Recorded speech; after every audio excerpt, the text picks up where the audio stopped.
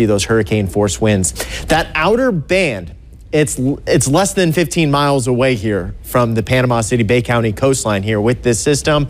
That eye wall, again, is going to pack the strongest of the winds. And we're dealing with 150-mile-per-hour winds right now, a very strong Category 4 storm.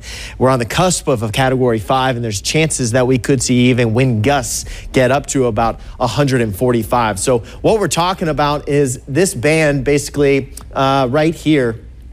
It's located about, say, just around about 13 miles or less there from the coastline, and for the most part, it's that outer band that's going to be working its way up onto the coast, packing the biggest winds here with this system. So once that starts to work its way on towards the coastline, things are really, really going to get devastating. Okay, it sounds like the EOC might be back up, so we're going to go rejoin, or actually we're going to head over to Chris over at the reporting station. Hey, thanks a lot, Ryan. Yeah, this is some video that just came in on Twitter. This is on Panama City Beach. I'm going to go ahead and let me make this full screen, and we'll just go ahead and play this from the very beginning. And I want you to keep an eye on, this is a building here, a house that's under construction. And you can see there it's collapsed.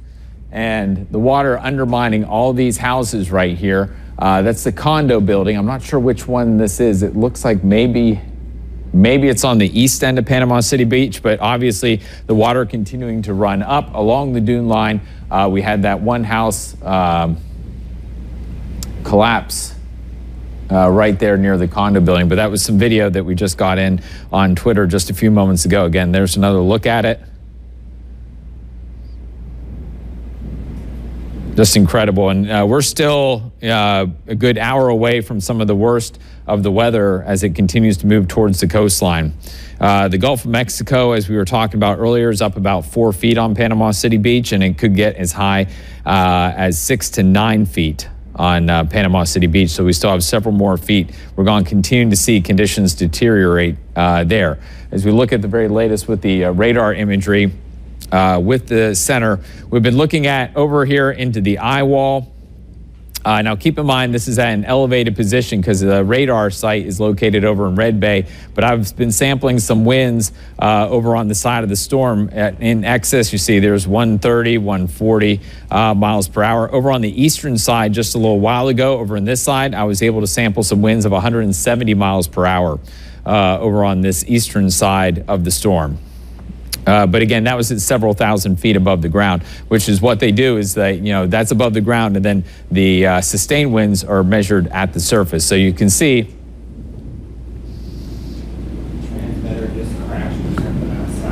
Let's see. What just? The transmitter just crashed outside. Transmitter? Getting ready to move to the newsroom. Okay. Just a short time. Okay. We're still on air. I think we lost, I think, a tower out back.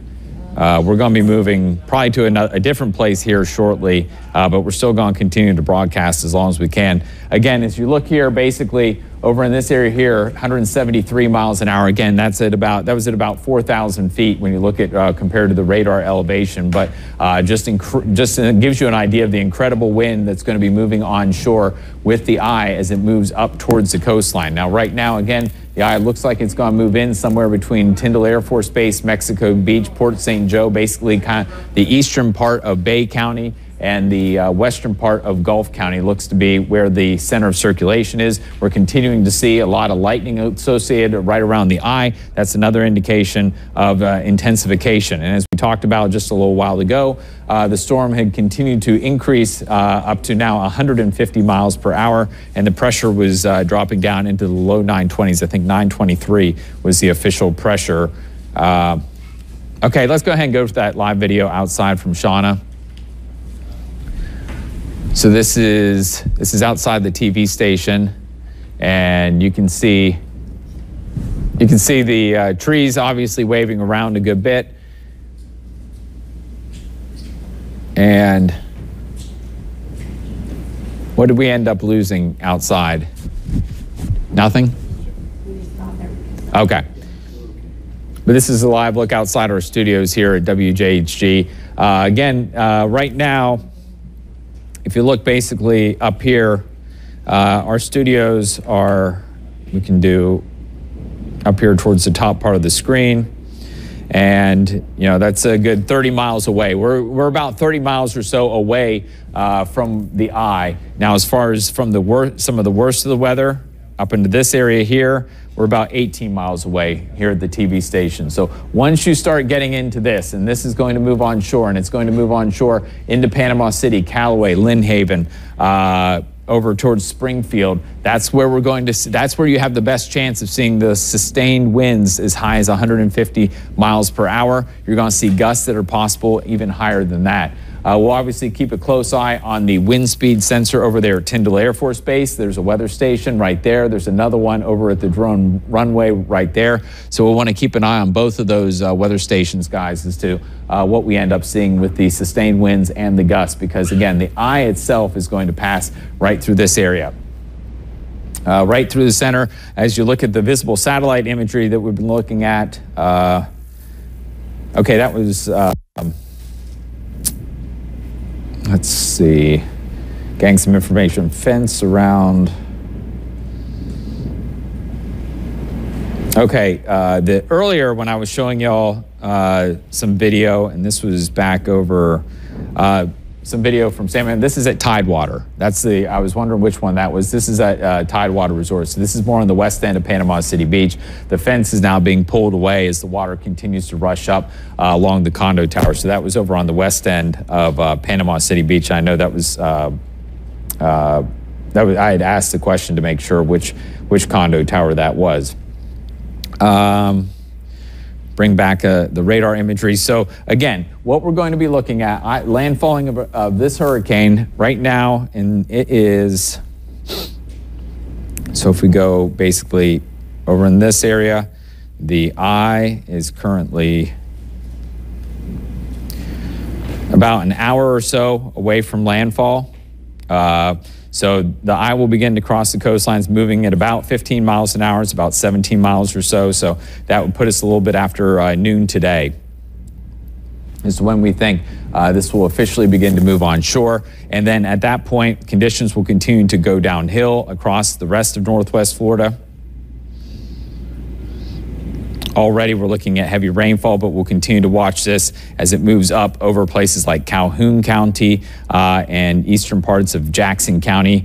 So a lot of folks are going to get a lot of bad weather as this storm moves inland. And places that are inland locations that you think of hurricanes as a coastal event, it's going to be a big deal for you as well, as you're going to see at least the possibility of winds of over 100 miles an hour anywhere that eye travels. As it continues to slowly wind down, you're still going to have the possibility of 100-mile-per-hour winds right along that eye wall as it moves up into Gulf County, Franklin,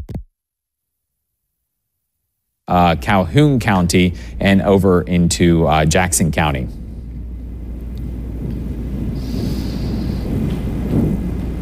We can do a little bit more sampling here. This is from the Eglin radar, and you're seeing, you know, 150, 160 miles per hour with some of the winds as the eye continues to move up. And then over on the western side of the storm, again, very similar. Basically, winds are, you know, looking at it, and again, this is a couple thousand feet above the ground at about 120 to 130 miles per hour, giving you an idea of the intensity of the winds that are going to be on as that eye wall continues to make its way towards the coastline. Now, Ryan, what do you have for us? Well, Chris, yeah, that eye is getting dangerously close here. We're looking at sustained winds right now. APALACHICOLA, sustained wind of 58 miles per hour. We're over tropical storm force winds at both Tyndall and even over towards Panama City. What we'll be looking for, folks, here across the eye wall is what Chris was talking about. It's this outer band that we'll be watching make its way up on towards the coast here as we head into the next, say, 20 minutes, 30 minutes. We're going to start to see some of the strongest winds with this system basically moving right up in between Panama City and Tyndall here. That outer band is the eye wall of a strong Category 4 hurricane that contains, well, roughly 150 mile an hour winds. But like Chris said, in some of those bands and a little bit above the surface, granted, where the radar station is. You can see that vein coming out. It was sampling winds in the system, and he said at about 170 miles per hour at times. You take a different look at the eye wall, you might have heard of the stadium effect with this system. Also, when Chris was talking about the pressure drops and how it basically works is when the planes fly through the system, they sample this outer wall, the pressure in those thunderstorms way down. But then we cross over the eye wall and you notice into the eye of the hurricane, relatively no clouds whatsoever. But these rain shafts are going up to about 30,000 feet, 45,000 feet cloud tops. You put that into perspective, and that's where some of our big-time jets are flying, all the way up at that level. So we have got some big-time clouds rolling in with that band. Another perspective of this leading edge of the hurricane, Category 4 Michael, is a 3D look at that band rolling its way up on towards the coast. Panama City located right here. Tyndall would be right on the back side of that. You can just see the stacked up nature of that eye wall with these very potent bands that are right around the eye wall, about to work their way up on towards the coastline. Gusts right now over hurricane strength down towards Apalachicola at 79 miles per hour, 66 mile per hour winds, gusts that is, in Tyndall. And we're just now starting to see some of those roll their way up to near 50 mile per hour gusts in Panama City. And that storm system is again still a bit further off the coastline, so we're certainly going to be talking about the potential for power outages as this works its way on. I know I've got my security camera back at home, and that went out. So I'm guaranteed that my power in my neighborhood is probably out here at this point, and I'm hoping that, well, at least the structure of my home kind of stays in place here, because certainly when we talk about 150 mile per hour winds rolling their way up onto the coastline like Chris showed you with that video, it's going to cause some structural damages here to some of our buildings, some of our homes, and hopefully those folks heeded the warnings to get out while we could. We're watching the worst of the effects now starting to roll their way on towards the coastline. Just about when we forecasted it, after 11 a.m., things are really going to start to turn hairy now with the winds heading throughout the rest of the afternoon and going right on into the evening with this storm. And the surge is really starting to pick up on the coastline as well. That's going to continue to worsen as we head into the next several hours, causing also flooding, with that becoming a concern even with the rains that we're having outside with that main band as well as it works its way on towards the coastline. So certainly everything's still in play here with this system, and well, it's looking like the dire situation that we expected here to see with it. Let's see if we can head back over to Chris here at this point in time and see what Chris is working on. Yeah, Ryan, I was just, as a matter of fact, doing some checking as far as you were talking about the power outages, and you can see a good many of those power outages now beginning to show up. I had one of my neighbors say that out where I live in Inlet Beach that the power was out there, but I still have power at my house because my cameras are still working right now. So as we look on the Gulf Power website, you can go through here and you can click on the various different reports of outages, and it tells you how many people are out, and basically 170 people, customers are out over eastern parts of Panama City Beach. 5,413 are reported with this outage, and that would probably be, that's like down towards Lower Grand Lagoon. So a lot of people now beginning to lose power there. Over in Panama City, that's 5,000 people without power there. There's another 6,800 people located over towards like the Callaway area. And this is all at the Gulf Power website. Chris, we're going to go to the newsroom. Okay. We'll be up there, so we can take a live shot there. Okay. Y'all come up whenever you feel like okay. you need to. Absolutely. So what we're looking at right now is we're looking at power outages really beginning to ramp up across our area, and you can keep up with all this on the Gulf Power website. Now, obviously, there's different energy customers down towards Mexico Beach, Port St. Joe. Is it FPNL that has that area? Or Duke Energy. That's right, Duke Energy. And in a little bit, I'll pull up that as well, and we'll check on, let's see, Duke Energy. If you just Google Florida power outages, it'll break it down by county. Okay. Florida power outages. 23,000 without power in Bay County. 23,000 without power currently in Bay County. So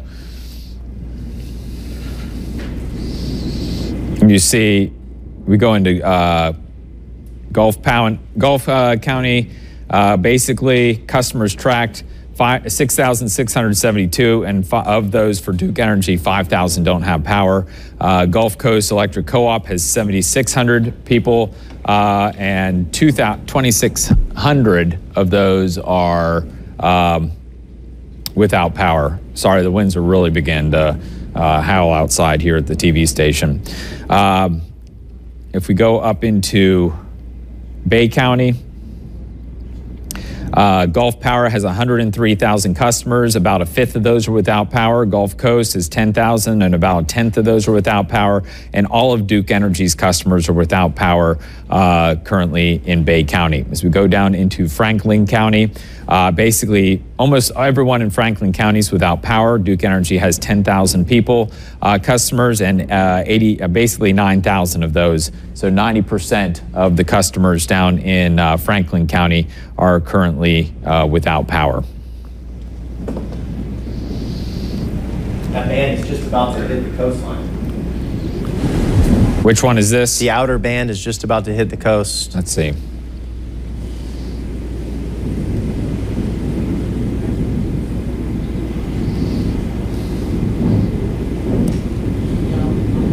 So basically, what Ryan's talking about is this right here is about ready to move up. So the TV station is basically right here, and this is going to be the worst of the weather that's about ready to push up onto the coastline, and probably here in the next very little bit, and that's when that's going to be the worst of our weather, and we're going to be in it for a while as the storm continues to move up again towards the northeast. But it looks like landfall is going to occur across the eastern part of Bay County, basically between Mexico Beach and over towards Tyndall Air Force Base.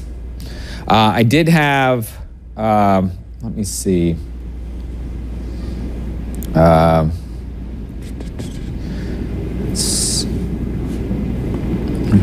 Speeds 130 knots. I had a tweet up, and let me see if I can find it. I'm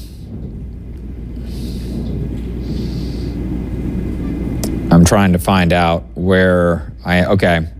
This was video from basically inside of Michael, that one of the people that got to go with the hurricane hunters, it was on the sixth pass through the eye as it was a Category 4 hurricane, and gives you an idea as to what they were looking at inside the eye of the hurricane. You can look down, they're right there in the middle of the storm. You got the thunderstorms all around them, and looking straight up, and you see nothing but blue skies. And that coming from the hurricane hunters as they make their way through the eye of a Category 4 hurricane. And unfortunately, we're going to get a lot of folks that are going to see what that view looks like from the ground as this thing makes landfall. Category 4 hurricane, strongest hurricane to ever hit here in Northwest Florida. Ryan, what do you have for us? Well, we're looking at that eye wall and that outer band as it gets dangerously close here. If we can zoom into Bay County and get right up on towards the coastline there with that outer band, because that is the band that we are going to see at least the most detrimental winds from this system. So right up on towards the coastline, you start to notice a little bit of that outer band of the eye wall itself starting to clip onto portions of the coastline. Now remember, we wouldn't have necessary landfall until the center of the circulation, so the center of the eye works up on towards the coast. But that center is about 23 miles away, and just those outer bands are right up on towards the coastline here, if not just a matter of a few miles here before we start to feel the real effects of a Category 4, a very strong Category 4 system that contains about 150 mile per hour winds in this inner band here. And folks, the closer you get to that inner eye wall part of the band, the stronger it's going to be. We still have effects of very strong tropical storm force and hurricane force force winds associated with this band that stretches from the north side of Panama City and all the way down towards the southeast, coming through Weewah right now with some pretty strong gusts. It's going to be windy. It's going to be noisy outside, just like it is down here towards Panama City here at this point, folks. You look at the sustained winds with this system, and while I'm only reporting 36, I can guarantee you that the gusts are much higher than that outside here right now. 54-mile-per-hour sustained winds in that band that stretches from Panama City over towards Apalachicola. But once we see this inner band, the eye wall, work its way up onto the coastline, it'd be surprising if maybe even that report there, 36-mile-per-hour winds up at the airport, even hangs on. So they've gone ahead and issued an extreme wind warning. This is a very rare thing to ever see get issued. They just started with these back in 2005 after that hurricane season, and they only issued them for things like hurricanes, basically, because everything else, a severe thunderstorm, maybe a derecho could get up there, but they said that they don't issue for derechos, for downsloping winds off a mountain. They don't issue for anything, not even for a tornado would they issue an extreme wind warning. That's just how rare this is, and it does cover the Bay County coastline all the way around portions of the Gulf County coastline, stretching down to Franklin County and into St. George Island. What it takes to get to that, sustained winds over 111 miles per hour an hour before it actually happens. And that's where we are. We're within that window, and this got issued not too long ago. And it looks like it'll last until 2:15 Eastern time or 1 o'clock Central there for a lot of us folks outside of Gulf County. Now, the eye itself is working its way on a north-northeasterly track, so we are dangerously close to getting that outer band to push on towards the Bay County coastline, where we will see some of the strongest features with this system, folks. It is certainly going to be packing a big-time punch as it does roll its way on towards the coast. It's a scary looking thing, folks, and it's not something that you need to go venturing outside in. Even if you fall under the path of this eye when it works its way over, you saw what Chris showed us, how that video of just basically calm skies in the middle of these things. It's tempting, but here's the problem. You go outside, say it picks up speed, and you're not anticipating, or it wobbles left to right, and you think it's quiet outside, you think it's safe, and then all of a sudden you get a wobble, and all of a sudden the 150-mile-per-hour winds associated with this outer band just wallops your house. You do not want to be outside when something like that happens. So while it could be tempting to get out there into the center of a Cat 5 hurricane, you're taking your life into your own hands at that point. So just keep that in mind. This is a very dangerous storm system. Everybody, we just got to stay hunkered down as it slowly meanders its way up on towards the coast here. So folks, that outer band containing the big time winds, and we're dangerously close to seeing some of those deeper reds on radar that contain some of the strongest winds. And still look at the lightning that's associated with it. This storm hasn't weakened once. Once it was created in the Western Caribbean, worked its way up into Gulf waters that are extremely warm, less shear, perfect environment for it to grow, to continue to grow. And that's what we've seen from day one with this system. Not once did it actually weaken, but it grew the whole time. And this is an unbelievable event here for the Panhandle, an unprecedented event. Never has a Category 4 hurricane made landfall in the Panhandle.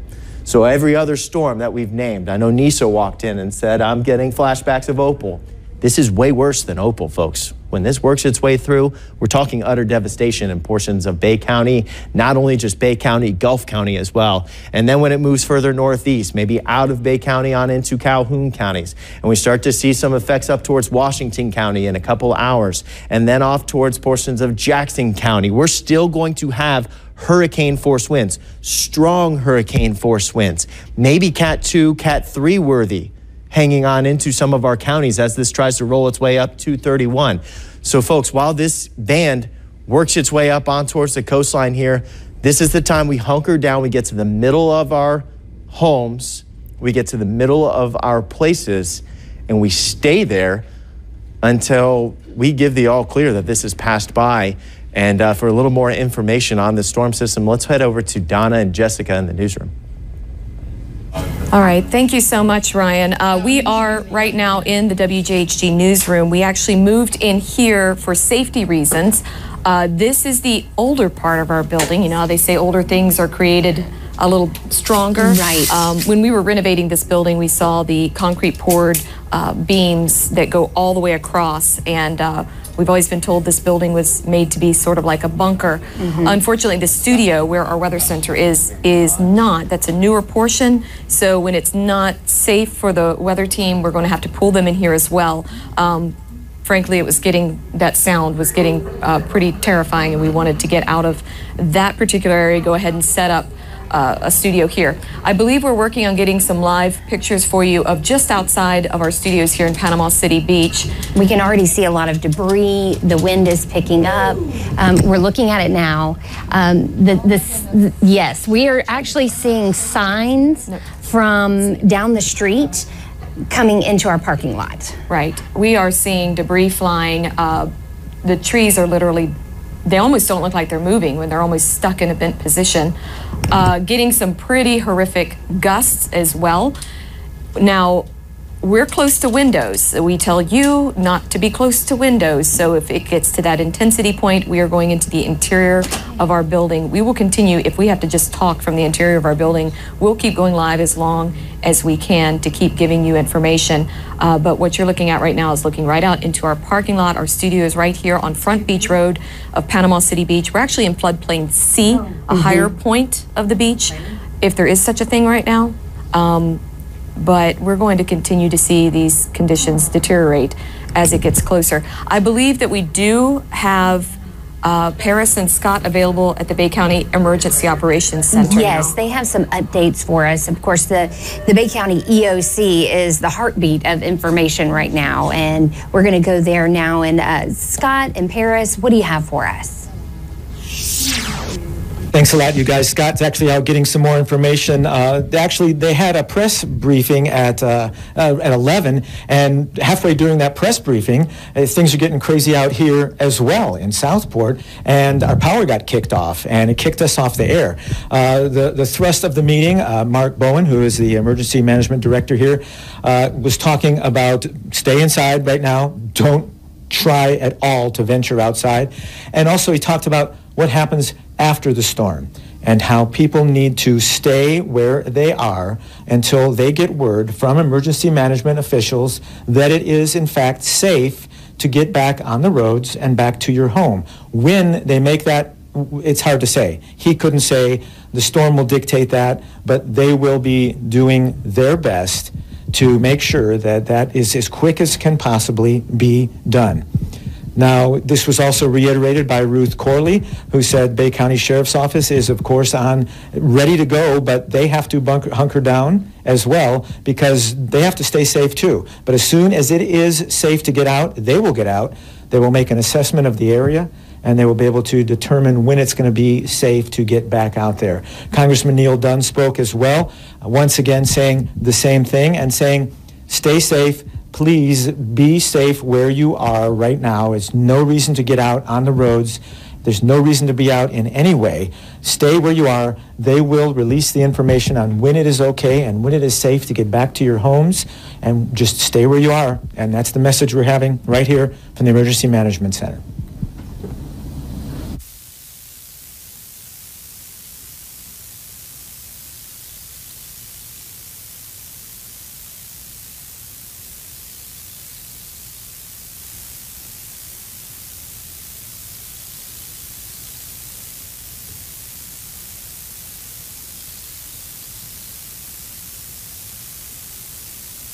Tree fall. Oh. A tree just fell across the street. Yes, it did.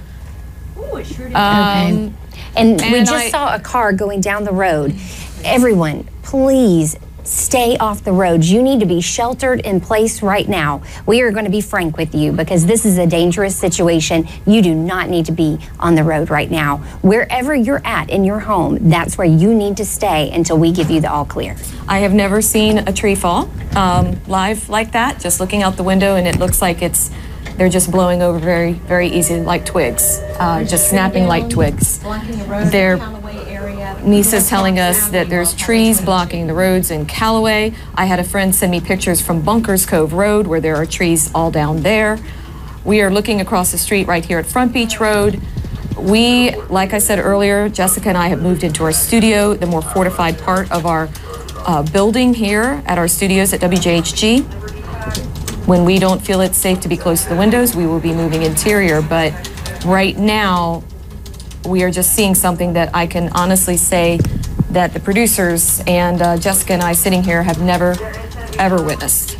No, this is incredible, and we are not even in the heart of the storm right now. I mean, we're just seeing it. We've still got at least another hour to go of very strong winds and some of the worst conditions. So, Donna, this is not one that can be taken lightly, and that's why when I saw a car go down the road, I couldn't believe it. This is not a time for sightseeing, okay? We are going to try to talk you through everything. We're here. We can't go anywhere at this point. Wherever you are is your shelter. You need to stay safe, shelter in place, wherever that may be. Do not take any risk.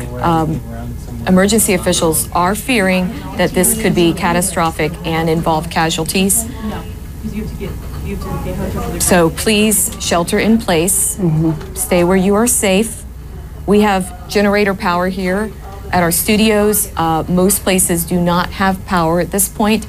We're going to continue to keep this live stream up on Island 106 Radio. Many people have been asking about that. And at WJHG.com, we have a live stream and our Facebook page. We will continue to go live as long as we can. We have scanners that go on that give us information about where events are happening as we're covering our day-to-day news.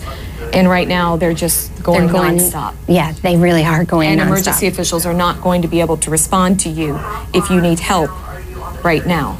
No, that's what they said, that they have to stay in place now too. So they have families also, and we want to protect their life. So you need to get into an interior portion of your home. That's going to be the best area for you until this passes. And I know you may have to stay in that interior location for a while, but it is for your safety and for your family's safety. At this point, we've already told all of our news crews to stay inside, stay in place. Do not try to do any kind of coverage until this is over, unless it's from a window in an area that you feel somewhat secure. We are just going to continue to watch this here, but I can honestly say it looks like twigs snapping when you see trees across the street.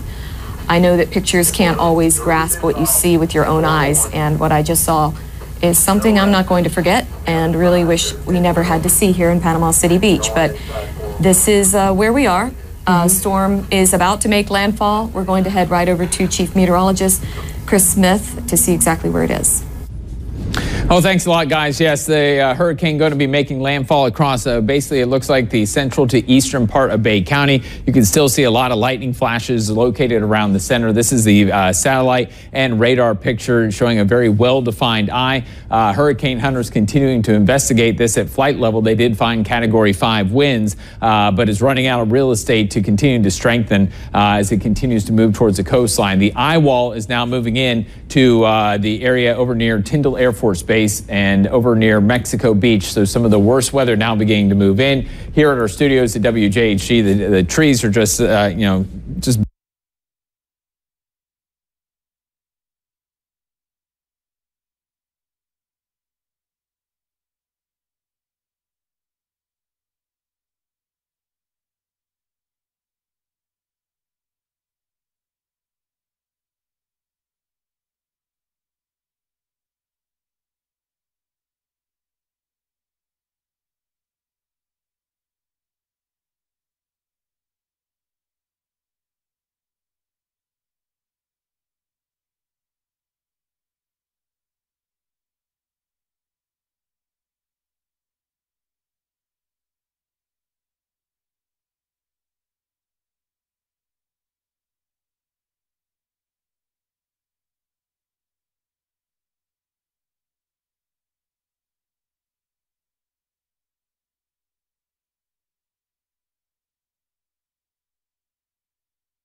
Red Bay, we've seen winds at a few thousand feet above the ground at 170 plus miles per hour, and it's basically kind of been in this eastern quadrant right here.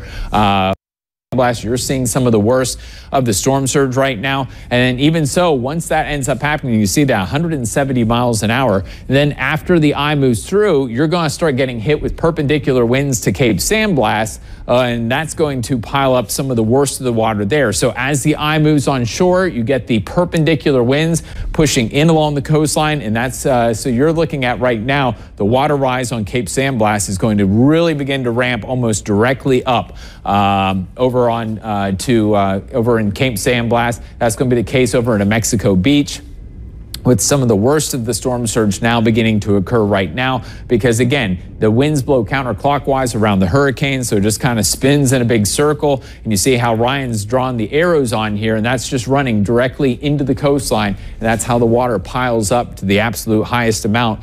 And again, 9 to 14 feet is what we're expecting over into this area as the eye continues to push on shore. Over basically on this side of the storm, we're still looking at a storm surge that could be as high as 9 feet on Panama City Beach. But again, the eye right now probably about less than 30 minutes away from pushing on shore. The center of the eye crossing the coastline, we're probably looking at within the hour, which would put us a little bit before 1 o'clock Central Time. After that, it will continue to accelerate.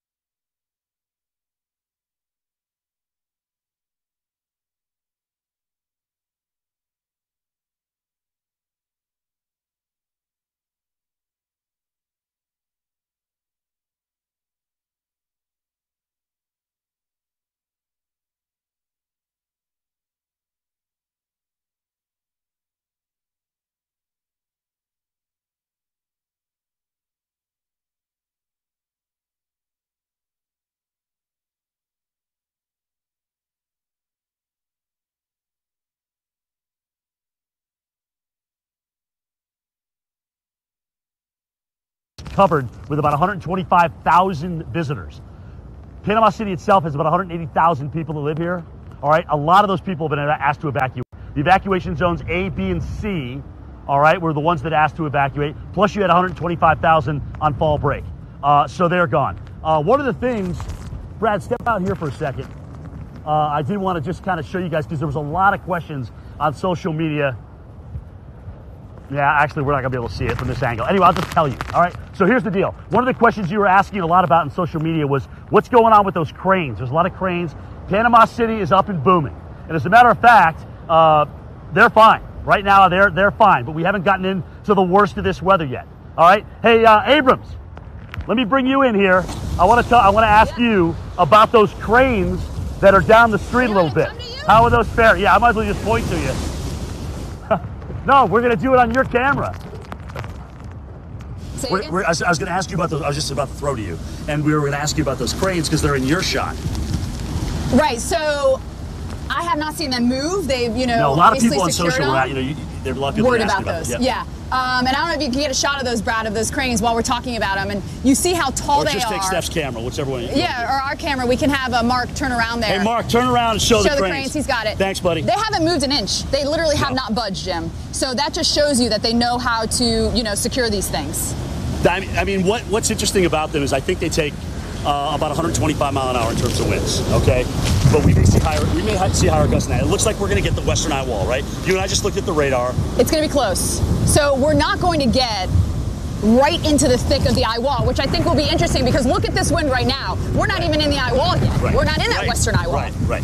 So, but that's the whole thing, is I don't think people are aware of. It literally will turn on like that, yep. And it's going to come in like a tornado. We've been talking about that. So because the storm is now moving more quickly, it's going to take, it's not going to decrease in intensity all that much as it moves quickly through our area. So, it's probably, it's going to still be a hurricane the entire way through Northwest Florida. So we're not going to see any significant kinds of weakening from the 60 miles an hour winds in Appalachia at Tyndall Air Force Base, 36 degrees up at Northwest Beaches. You notice the winds at Northwest Beaches right now are blowing out of the north, so that's on the western side of the eye wall. You notice the winds up in Mariana. You're right now at 23 miles per hour, and we're at 15 miles an hour back over in Crestview. The gusts right now gusting to 84 miles an hour in Apalachicola, gusting to 69 at Tyndall Air Force Base, and north wind gusting at 54 at Northwest Beaches. And you see 39 miles per hour over into Mariana, and that's with the center of the storm continuing to move up towards the north and east. Right now, the latest has been at about 15 miles per hour. Talking about the threats across our area, things continuing to go downhill. That's what we've seen this afternoon. Again, basically, we're kind of in this time frame right here, and we're getting into the maximum amount of wind damage up into the major category. We're also looking at the flooding risks will begin to increase as we continue to pile up the water here very shortly. We're seeing the peak time of storm surge as the eye's moving on shore. So those are going to be the primary two threats right now. We still do have a risk of tornadoes. We haven't had any tornado warnings, but as far as the storm surge and the wind damage, those are the two big things that we're looking at right now as our primary threats, with the rain continuing to pile up as well. We'll be talking about, when it's all said and done, probably 5 to 10 inches of rainfall and a pretty good swath across Northwest Florida. As you look at the storm, the southern edge of the rainfall, how far is it from the eye wall, basically out to that back edge of the rainfall, Ryan? About 30, 40. Okay, so about 40 miles, but then how much is it from basically here all the way out to the end of the rain? From where again? From basically the backside of the eye wall out to, the end of the rain. We'll see if we can get radar data to go all the way out that way. There could be some more still out there that radar can't sample, but let's check that out. So from the onset of the eye wall to the end. So that would be roughly with the increasing speed, at least close to 4 hours probably. Yeah. Now left as far as the wind, not as far as the wind, but as far as the rain, Once the eye moves on shore, you're looking at about 4 hours more of hurricane and then gradually decreasing wind speeds and decreasing rainfall. But still, even in these outer bands, you see some of the more intense rainfall we're looking at is in that final outer band. We do have a little bit of a break after the eye wall. Then we see a little bit of, a little bit of a break in some of the rainfall. It's still going to be very, very windy, but we'll continue to even see back out here over across the Gulf of Mexico in that final band some very gusty winds before we finally give. Ooh. What was that? Roof just blessed. Did it? It sounded like we lost a tree or something right out back. So anyway, as far as what we can all do, I want you to just stay in your safe place, into your hallway, a bathroom, a closet. Treat this like it was a tornado warning. We were on the air telling you a tornado because this is going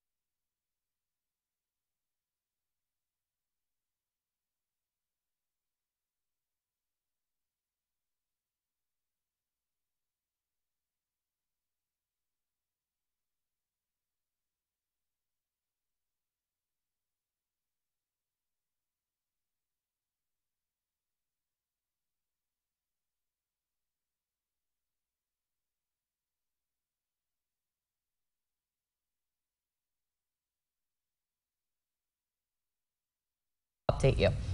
Now we're going to go take a look at Panama City Beach. We're still tracking Hurricane Michael. We have our team coverage out there. Alex Thorson is live right now. Alex, what are conditions looking like out there?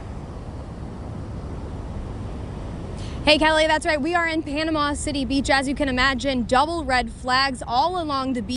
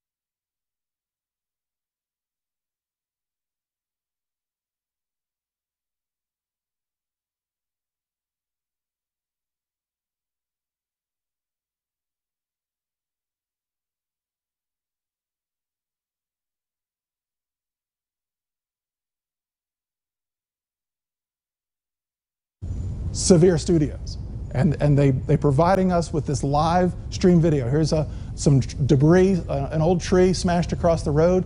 They'll probably wind their way through that tree and keep heading eastward. We've seen them chase tornadoes. We've seen them chase hurricanes. And when I say chase it, I don't mean it in a flippant way. I mean they provide such important information. They show you the ground truth of what's happening with this storm. That's what Severe Studios does. It is not for the lighthearted. It's not for the faint of heart. And those are brave souls. What are we looking at here? I can't. Oh, we have a new update. They put it looks like the center is across the coast. Put our radar reflectivity up. Yeah, our anemometer is gone. Okay. So know exactly. No, but the last measurement was 71. Okay. Yeah, that's right. Oh, that was weird. Yeah. So put the velocity data back up. Oh, that's just that. Okay, I got fooled by it. Yeah, that's that section of the data. So sample around the edge of that. Yeah. So we're at 130 to 140 or plus in here. Oh yeah. So that's East Bay, Sandy Creek, Allenton. That's where you are right now. You're under this wind that's in excess of 130 miles per hour. Right now, the northern eye wall is right on Highway 98, Tyndall Air Force Base. The center is just offshore. So when the next Viper scan comes around, this whole thing will jump a little bit. There you go. So part of Crooked Island and part of Tyndall Air Force Base, up here where the drone launch facility is, likely now in the eye.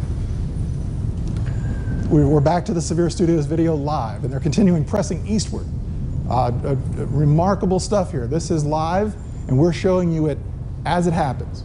And across North Florida, scenes like this are all over the place, with trees and rain and wind that we haven't seen in this part of North Florida ever, in some cases, with a Category 4 hurricane coming down.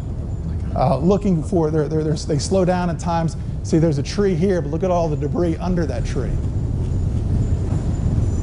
There's debris all across the roadway, but they continue to drive on. Most of these folks have sort of hardened vehicles, well, he's right in the middle of some strong wind there. Look at the wires going right here. That's amazing. It wouldn't be surprising. See, there's a pole that's leaning over. So they're prepped for it, and they know what they're doing, but it doesn't take away from the severity that they're driving into. So I guess the fairgrounds property is pretty close. Yeah, it looks like we're coming up here. Yeah, the railroad tracks, and then, well, there's some, I don't know if that was part of the railroad signal or not. So that's the fairgrounds. The sign's gone off the Panhandle Fairgrounds. Obviously, you see there's no traffic lights on, power's out. Oh, looks like we've lost that stream. Here's a look right now at the eye of the storm. It is sitting right on the coastline of Bay County. Now think back last night, and even further back, when we showed you the forecast tracks and the spaghetti models and all of the computer model projections, and all of them were saying, oh, it's going to come up here toward the eastern panhandle. And check this out. I mean, as well handled in the models as you rarely see. Florence was handled well by some. The slowdown and the intensity was a little off, but the intensity is even stronger than the models showed.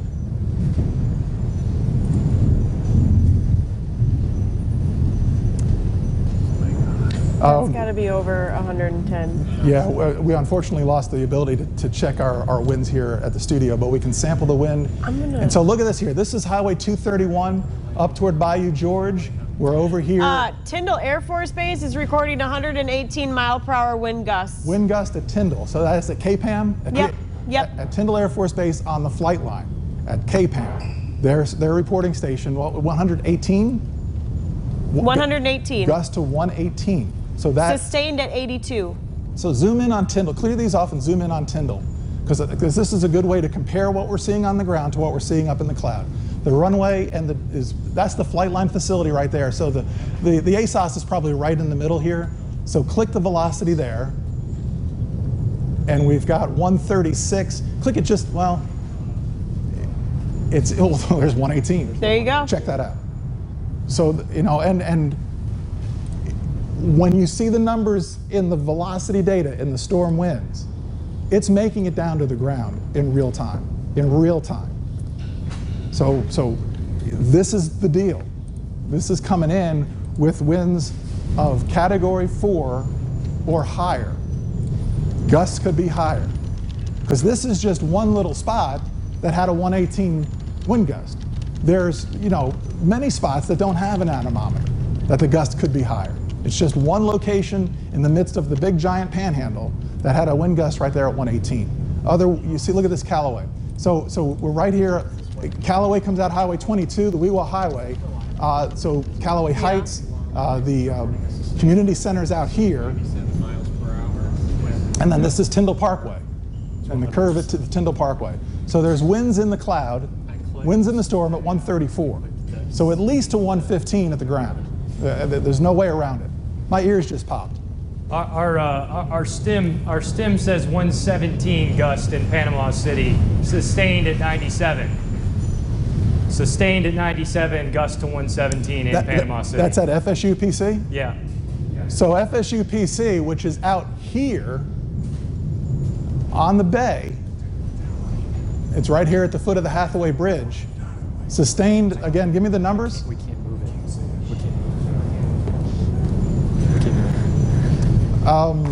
those numbers were 117. 117. 117 was the gust, sustained 97. Yeah.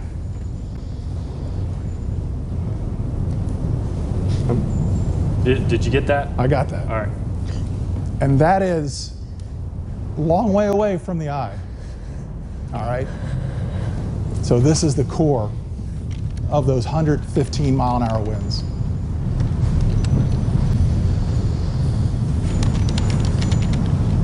Pretty remarkable stuff. I mean, it's just it's mesmerizing. I bet.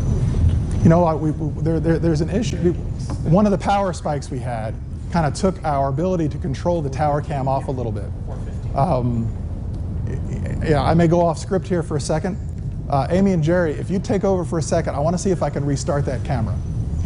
And so we can have control of it. Of course. Thanks so much, Justin. Pretty amazing there. Wind gust 117 and sustained 97 of FSUPC.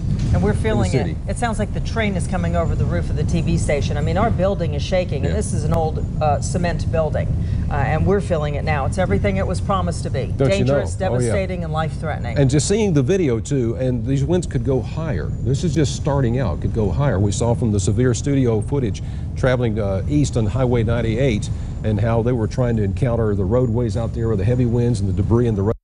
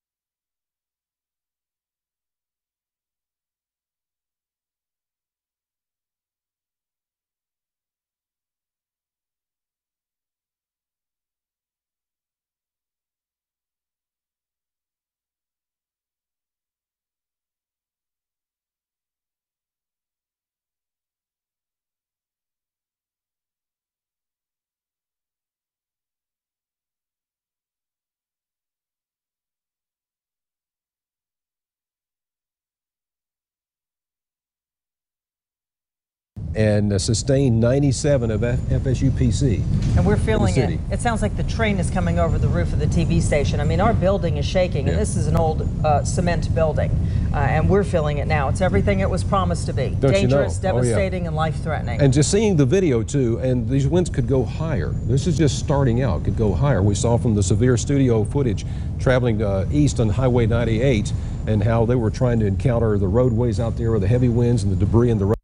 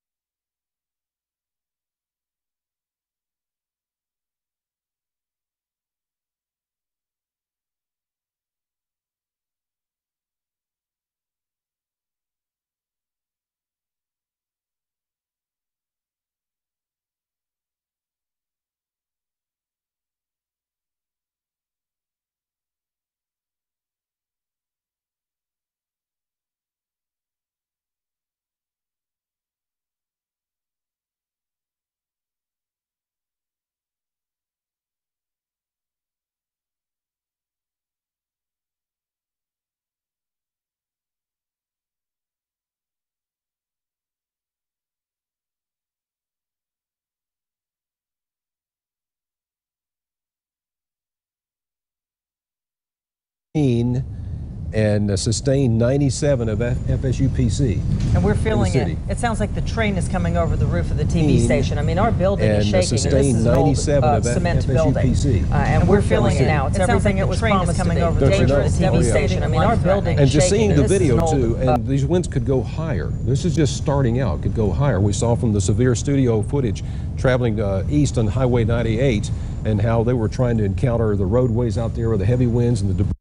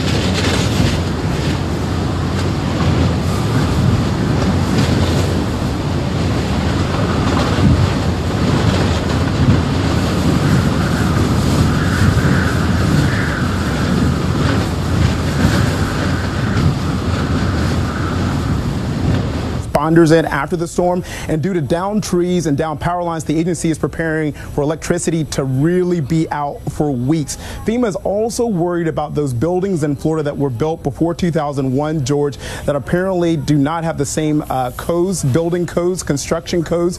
And what we understand is that those built before 2001 really likely won't be able to withstand a Category 3 storm, and we know that we're dealing with a Cat 4 here. Last night, I should also tell you, George, 4,000 people entered 70 Red Cross shelters across the Panhandle of Florida and Alabama. FEMA is also keeping close watch on Georgia, where hurricane-force winds are expected to bring trees down, power out, widespread structural damage, and the threat of tornadoes along the track of Michael. And then there's that heavy rain threat in the Carolinas, George, because we know that those states are still dealing with the impacts of Florence. Yeah, boy, they sure are, Kenneth. Thanks very much. Actually, want to go to Eva Pilgrim. She is in South Carolina right now, and of course hit so hard by Hurricane Florence. Eva, the weather hasn't quite come in yet, but already getting a little wet. Yeah, we're already getting rain. This is actually a different system, and this is part of the problem that we're looking at here. This area, the Carolinas, has seen so much rain. First from Florence, that slow-moving hurricane that just dumped and dumped across the Carolinas, and then the rain that has just naturally come here as it does this time of year through this season. And so the ground here is already inundated with rain. They're waiting to see how this storm moves through, to see how much rain falls into this area that already has seen the ground so wet. And the governor here in South Carolina, they actually never lifted their state of emergency after Hurricane Florence. They've actually just extended it to deal with Hurricane Michael that is now heading this way. George? Okay, Eva, thanks very much. I want to go to Victor Akendo in Tallahassee. They are getting ready. Yes, they are, George. Hurricane Michael is headed right this way. Right now, we're starting to feel those outer bands. The rain here has been consistent, and now those gusts of wind are only getting stronger. We just heard from county officials. They say that Tallahassee has not seen a storm like this in more than a century. They say that if you have not evacuated, if you have not left your home, the time for that has passed. You need to seek shelter immediately. West Tallahassee is expected to get the worst of it here. Florida's capital is beautiful, but it is covered with trees. You've got a lot of big oak trees as well. Just take a look at that big one right over there. You got that Spanish moss hanging right down from it. That's already littering a lot of the streets here in Tallahassee. The big concern all along for folks here, those trees coming down as Hurricane Michael marches through here, and power outages. We could be looking at projectiles, a lot of debris just covering the roads. So that's going to mean road blockages, power outages for some time to come. Now, they did pre-position a bunch of crews in this area, more than 1,000 utility workers already here in place. You've got road clearing crews and power crews as well. But here's the thing. They won't be able to get out there and do their work once the winds reach more than 35 miles per hour. We're expecting about 5 to 8 inches of rain here in Tallahassee. We could see some tornadoes as well. So just to reiterate from county officials, if you have not left your home, now is not the time to do so. Stay off the roads and seek shelter immediately. George? Hunkered down at this point. Okay, Victor, thanks very much. Also want to go to Maggie Rulli. It is hitting hard now in Panama City Beach.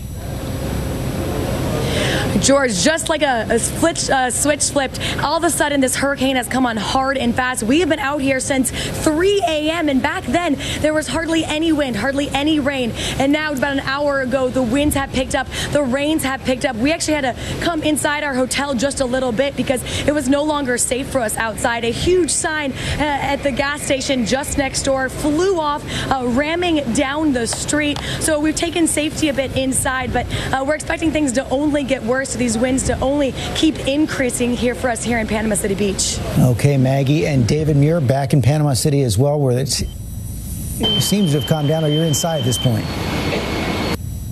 Yeah, we're inside, just inside where we are staying inside this hotel I mentioned to you earlier. Obviously, we make sure that the hotels that we do stay at have reinforced walls.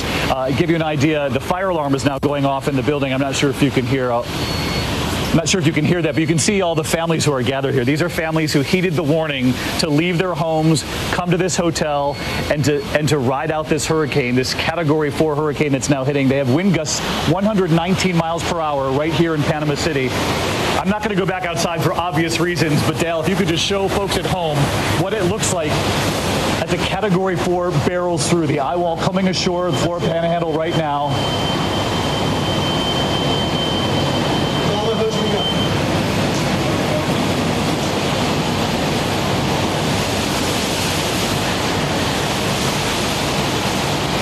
obviously just an extraordinary thing to witness, the power of these hurricanes and the fact that this one is really the size and scope of nothing they've ever seen before in this part of the Florida Panhandle as it whips by. Again, that's the entrance to the hotel that we're staying in. And when we were outside, we were protected somewhat by giant cement walls and U-Haul trucks and vans that are parked outside to barricade the area, and yet you're still seeing that through the front door of the hotel. You're hearing the alarms go off inside the hotel. The power went out some time ago. We actually saw the transformer explosion just down the street, George. But this is just really obviously an awesome sight to see, but it illustrates the real danger that authorities here have been talking about for the last 24 hours and telling people to get out, to try to seek shelter, to come to one of these hotels, or to go further inland. This is what all of these families who are standing behind the camera are watching along with us here this afternoon unfold here. The only blessing, if there is one, with a hurricane this large is that, as you have been pointing out with Sam, that it is moving fairly quickly, moving much more quickly than what we saw in Florence, and certainly in Harvey, where those came ashore and then they just sat there and they dumped water. And look at the scope of the water that you see over my shoulder here. And yet this hurricane is moving more quickly than those previous hurricanes that we've reported on. It's somewhat remarkable that you have states of emergency in several states already. They're now preparing for the possibility that it'll be at hurricane strength when it travels through Georgia and beyond. And Ginger, we've now moved inside just as you did earlier. You got the early brunt of this, but we're now seeing the sheer force as this makes its way through Panama City. And the last wind gust that I saw reported, Ginger, was 119 miles per hour right here in Panama City. And David, no matter where you are in the storm, I just saw something I have never seen in real life. I've seen it on video, and I have seen it in a 3D graphic that we made to describe storm surge. I saw an entire home taken off of its foundation and rolled down the street. That is the type of storm surge we're talking about right here in Mexico City at this moment. You can't see it, but we could just start to make out, and I saw the roof on its side rolling down the street, and that was one of the structures that I had showed you earlier. I can't see if any of the others have made it. The water is still at least 10 feet below us, but remember I told you we're on a 3rd floor. We have rooms 4th and 5th, so we're able to go up if we needed to. But I'm going to tell you right now, anything that was on this coast within 20 minutes just now is gone, is going to be washed away. It is going to be one of those concrete slab situations when this all calms down. My heart is racing. I have never, George, seen something like an entire home, a well-built home, rolling down the street, except for we made this 3D graphic so that we could explain to people after Sandy happened what storm surge really does to a structure, what it can do to your home, and how quickly it can come in. We just watched that happen in real time. And I'll tell you right now, it makes you shake. I can hear it in your voice. It is just staggering, staggering, Ginger. And we're glad that all of you are at least a little bit higher up. And if at any moment it comes time for you to go, you've got to get fully inside. We feel still very good. I want to bring in Congressman Neil Dunn now. He represents this district from Central Panhandle through Tallahassee and Panama City. Boy, you're going to have a lot of work ahead of you, Congressman. Yeah, this is an unprecedented storm in Florida history. We've never seen anything like it. It's huge. It's, as you said, a Category 4, and the storm surge is literally unprecedented. And Congressman, did you have the sense that the people, your constituents, had heeded the warnings and had evacuated in time? I wish I could tell you that I felt comfortable about that. I think that we have had a shortage of evacuations. Our shelters hit a certain amount of fullness. We have 4 shelters open, and people in them, 2 or 3 are full, but the other one is not. Honestly, there's going to be a lot of damage. It's hard to predict because it's just that we don't have a model for it. I've spent most of the morning working with FEMA and other agencies to plan and prepare for pre- and post-disaster support, supplies, people, services. We're working with the utilities, the first responders, the hospital, transportation, the police. Yeah, it's too late now. The storm is upon us, and everybody has to shelter in place. and take no chances, no foolish risks. Just be safe, be resilient, take care of your family and your neighbors. Are you down there now, or are you in Washington? No, I'm in Bay County right now. I'm in the Emergency Operations Center. We've lost power and our internet. We're on generators. And that is going to be the number one issue going forward as you start the cleanup. You're going to have to bring in power generators from all across the country. Fortunately, we've seen some really good responses to hurricanes in the last couple of years. Florida's stood some very robust recovery from natural disasters programs, and those were all dress rehearsals for this one. And we can see and we can feel the power right now. Congressman, thanks very much. I want to go to Washington now. Tom Bossert, President Trump's former Homeland Security Director. Tom, you were on point, I think, for Irma and Hurricane Harvey back in 2017. This one seems to be hitting just even harder. Yeah, George, thanks. I'm really worried at this point. I was also a FEMA employee, believe it or not, deployed into Florida in field operations for Hurricane Ivan in 2004. It hit the same or roughly the same area of the Panhandle, and we had a little bit more time. That was the fourth hurricane at the end of a 6-week period of time in which we had the entire state evacuated, unfortunately, 3 times in a row. And so people had a lot of heightened awareness. I look at this now, and I know we've all reported it, and what we're doing here today is extremely important here, providing good information to people to allow them to make good decisions. But I'm worried that the evacuation rates weren't high enough. I'm worried that we didn't have enough time to prepare adequately as a community from the local and state levels. And I'm worried and reminded to be a little bit somber at this point. Unfortunately, history tells me that we'll see some death as a result of this. Tom, what is the key to getting those evacuation rates up? Was this simply a factor of speed here? Yeah, it's a little bit of speed. It's a little bit of time to act, right? At some points, some procedures take a little bit longer than you have, and so you have to make trade-off decisions. It's mostly about speed and time, but it's also messaging. I think a lot of what we did as we saw this crop up was understandably start reporting on Florida, but the people of Georgia didn't necessarily get all the attention that they're now getting, but they're going to see hurricane force winds and rain. Take us behind the scenes. Though, George, that's going to leave behind damage that's going to last for years. Take us behind the scenes now. Of course, you're not there right now, but you've been in situations like this, behind the scenes in the White House, in FEMA right now. What's happening? Yeah, I've spoken to Administrator Long and his senior team today and leading up to it this week. I have a pretty good sense of what's happening. People are mobilized. The entire workforce is shifting all over the country to bring resources, human resources, some of whom are tired, into this region, into this effort. People are getting into their battle rhythm of 24-hour operations, 12-hour shifts, and operation cycles and periods where they do planning and so forth. But right now, as we sit here, it's a messaging game and a little bit of a waiting game. Everything that we could do is pretty much done, and now we have to wait to kind of let the dust settle and get in as quickly as possible. Can't go in until the storm passes. Okay, Tom, thanks very much. I want to go back to Sam Champion in Miami. And Sam, what should people who are in the middle of this right now caught, what should they be doing? Hey, George, we want to get people ready. I do have a headline for you right now, and this is very important information, just came in. The center of this storm did make landfall near Mexico Beach, 155-mile-per-hour winds with this storm. Now, remember, a Category 5 is 156.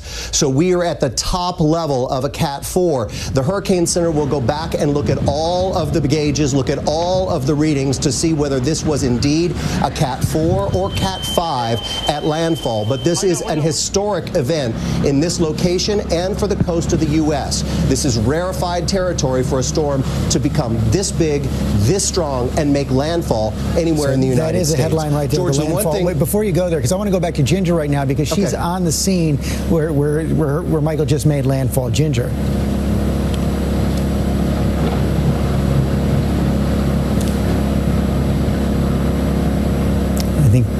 I think we may have lost Ginger. David Muir, are you there? I am here. I am here, and of course we all are thinking about Ginger right now since she is in precisely the location where this hurricane just made landfall, and I'm sure we will go back to her as soon as we can for folks at home who are watching and obviously thinking about her as we all are, and our team right there. Looking out this window right here, this is the hotel we're in Panama City. We are not far from where Ginger is. Winds are now gusting here at 129 miles per hour. The SUVs that you can sort of see through that front door, we're not standing out there because there are significant pieces of debris and parts of buildings now ripping off of the building and flying through the air. So we've stepped inside for obvious reasons. But those SUVs were literally lifting somewhat right out of the air. You can see the front end of that SUV on the left just bobbing in the wind as huge pieces of rooftops literally fly past the front window. You can hear the alarms going off in the background here. And Dale, I want to show folks at home these windows on the right-hand side. When you talk about construction, and obviously the codes have changed as we've seen the ferocity of these hurricanes through the years, but this window is an example of testing storm-proof windows. The management here at the hotel told us that this was up to code, but you can see the water coming right through the window, and you can see the window sort of buckling in the wind. It's a real test of infrastructure all throughout Florida's Panhandle. And down on the ground here, Dale, you can see these are parts of the building, the cement that's come off the side of the building. You see that there on the floor. All of this as we learned that the radar in Tallahassee has now come offline, and we're not getting any more weather information. That's one location where it's simply been overwhelmed by the weather. I don't want people to be alarmed by that fire alarm. It's simply a signal that the power has gone out inside the hotel where so many of the families here in this community have come to seek shelter, as we report here too. I just want you to hear the wind right outside this doorway. Just take a listen to this.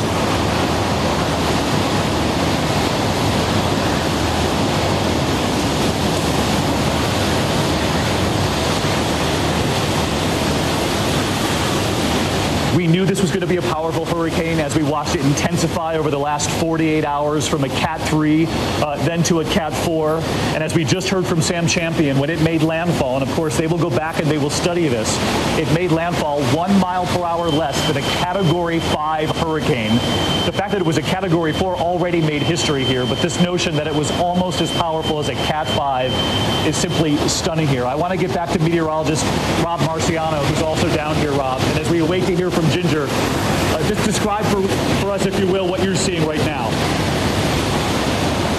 We're just west of your position, a little closer to the beach. We were just on the beach, and we said we would take you to the other side of the street, the windward side, if you will, as this storm now makes landfall and the winds begin to shift. We are in about on the second floor of a parking structure, an open-air stairwell, so you can get a sense of just how ferocious these winds are, looking down the parking lots here off the main strip, and the main strip, the two-lane highway there, that is all but desolate as debris continues to swirl past us.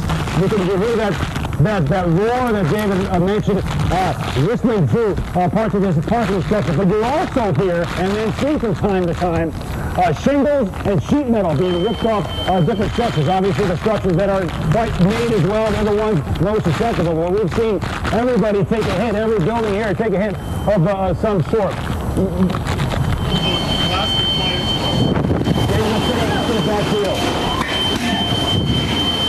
Rob, thank you. We are in our same location, and I've got to tell you, a significant scare for the families who are inside this hotel with us. As you're looking out through the window, you can see the roof of the hotel that we had been standing out there. That was the shelter for a Category 4 hurricane. That has now come down on those SUVs that I was just telling you about earlier. Listen, the wind is picking up so much. We're gonna take a break. Send it back to you, George. I want to make sure everybody's safe. We'll talk to you shortly.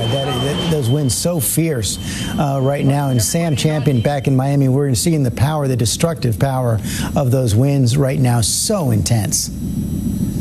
George, we're all watching something together that very few of us get a chance to see, and I've been doing this for more than 30, 35 years, but a daytime hit of a hurricane that's a high 4, near a 5, moving through. This gives people a chance to see exactly how powerful this kind of storm is, and our crews have done everything right.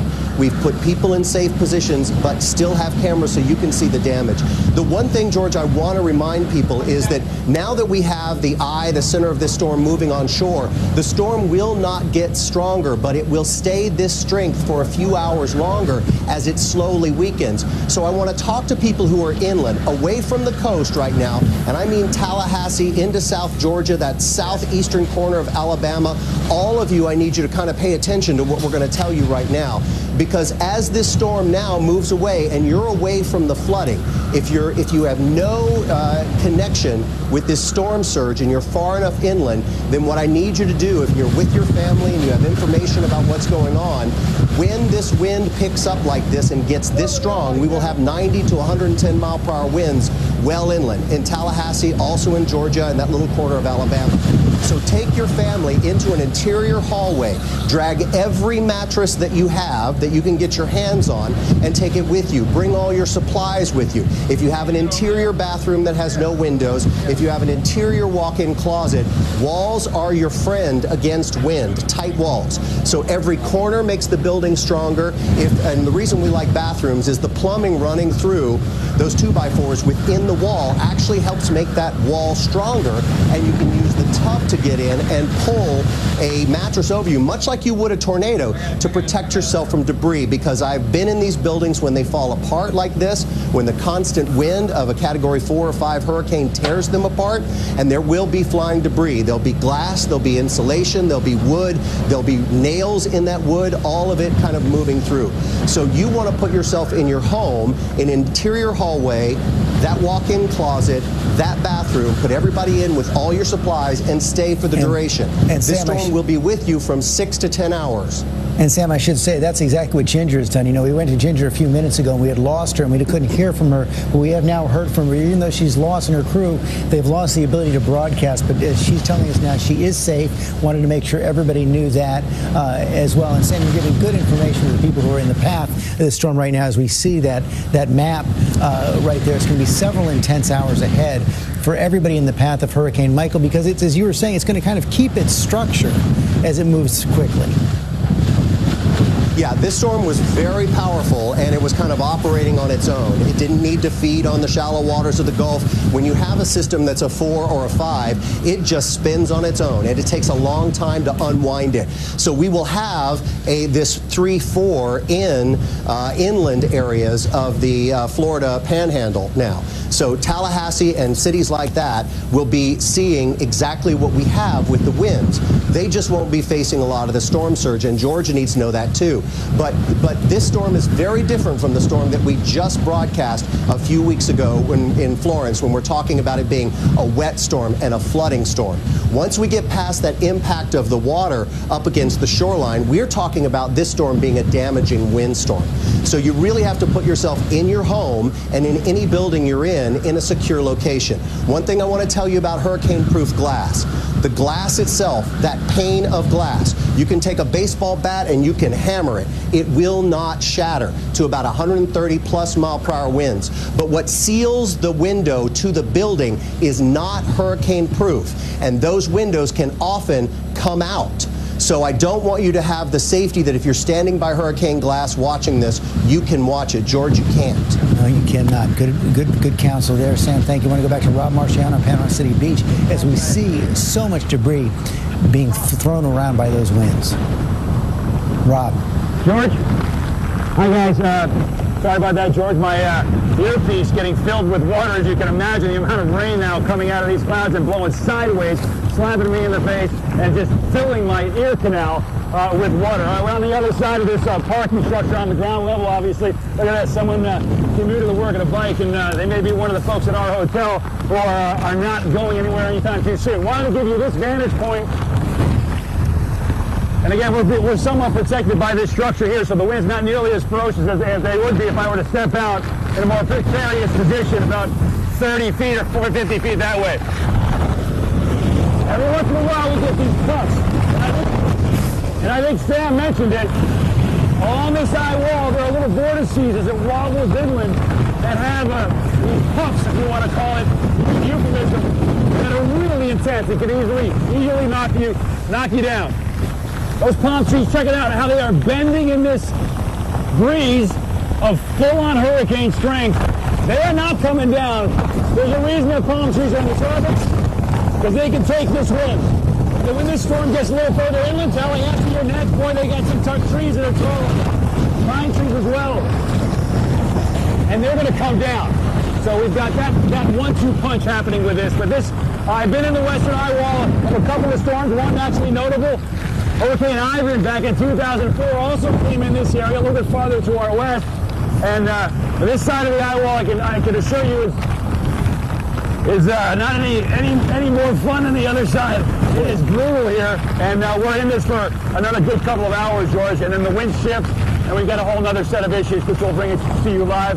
And daylight, as Sam mentioned, it's an unusual event that you, the viewer at home, get to witness the power of Mother Nature firsthand. It is coming in so strong, so fierce. I want to go now to Ken Graham, the director of the National Hurricane Center. And Ken, what is the most important thing you want people to know about this hurricane right now? Yeah, we're really worried about, of course, the wind that you're seeing, some of the images from everybody. This is intense wind. I mean, landfall at 155 miles an hour, so structural damage, trees down, power outages, and that's just part of it. I mean, we're looking at some of the readings here at Panama City, already gusting to 129 miles an hour. Now, some of this could be well away, so once you start making landfall, even these rain bands away from the center of the storm could start having hurricane force winds. So this isn't just coastal, this is going to stretch pretty far inland. And Ken, talk about the path that we're going to see over the next several hours and what could happen to the hurricane. And look at this. So we do expect some weakening once you make landfall, so you start to see that. But here's the issue. When you come ashore that strong, a Category 4, 155 miles an hour, we still are forecasting to still be a hurricane on the Alabama-Georgia state line, a tropical storm, even tomorrow, looking at the Georgia-South Carolina line. So this isn't just coastal here. Catastrophic damage right along the coast. But you'll start seeing the rainfall and gusty winds well into Georgia and the Carolinas. You can still see some power outages in those areas. And Ken, we heard Ginger say this before. This is the strongest storm to hit the United States since Camille back in 1969. Yeah, no, it's interesting. I looked at some of the stats, and here's an interesting one, too. We got statistics going back to 1851 on these hurricanes, and this one here is the first Cat 4 in the Florida Panhandle, so historic in that regard. The other one, 919 millibars, makes it the top 3 or 4 lowest pressures of U.S. landfalling hurricanes as well. So, a very strong system, catastrophic damage associated with the storm surge, the rain, and also the wind. My goodness. Okay, Ken Graham, thanks very much. Thanks for your time. I want to go back to Maggie Rulli in Panama City Beach. Maggie. George, not sure if you can hear that behind me. The whistling and the wind just continues to intensify. And the biggest change I've noticed about in the past half hour is just this wind you see is now constant. There is no break in these wind gusts, and they keep getting stronger and stronger. We were out there not too long ago and have had to keep moving further inside under the hotel awning just to stay safe. And it's a good thing we did. The second we moved inside, a huge sign from down the street ripped off its foundation, came barreling down just behind us. So we're staying more inside for now. And again, the biggest change is just these winds are intense, they're constant, and you can hear them whipping past your ears nonstop, George. And Maggie, you've been there for several hours this morning. When did people start to move off the streets, and when did you really have the feel that everybody was hunkered down inside? I have to say, at first there was some draw to be outside, the anticipation. We were out here, like I said, since 3 a.m. this morning when it was still relatively quiet, and that's when you saw a lot more people, especially media, outside walking around, taking videos. But just about an hour and a half ago is when things really started to get intense, and I think people realized this is the time to take this storm seriously. The governor's been urging us. It's a strong Category 4, pushing 150 miles per hour, so this is not something to mess around with. And once we started seeing and hearing this wind whip up and seeing that debris, that's when everyone really pushed inside and started to take shelter. Okay, Maggie, thanks very much. I want to go back to Sam Champion right now. And Sam, boy, as we see those trees swaying in the wind, this hurricane hitting in the same week we learned from the United Nations that we're reaching an actual crisis point in the idea of climate change. Talk about what we know and what we don't know about the impact of climate change on intense weather events like this hurricane.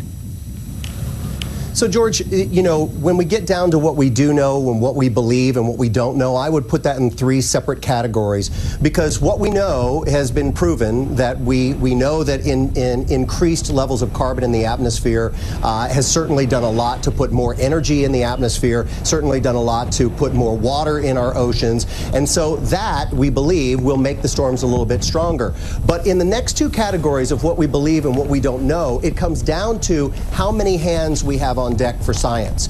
We have to be able to, and there are lots of scientists who will tell you they will point to these stronger storms as being contributed by climate change, to being stronger because of climate change. But we really need to put hands on deck to be able to prove that the warmer waters of the ocean, by the way, this storm was moving through waters in the Gulf that were 2 to 4 degrees warmer than normal for this time of year.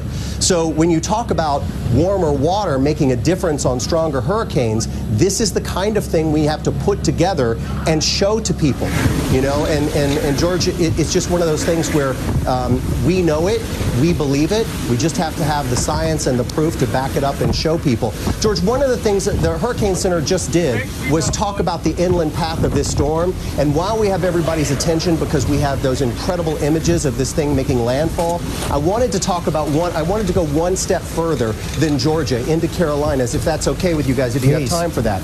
So we noticed by the time we get to Dothan, Alabama and Albany, Georgia, we've got a Category 2 hurricane inland. Category 2 hurricane. This is going to be disastrous damage for South Georgia.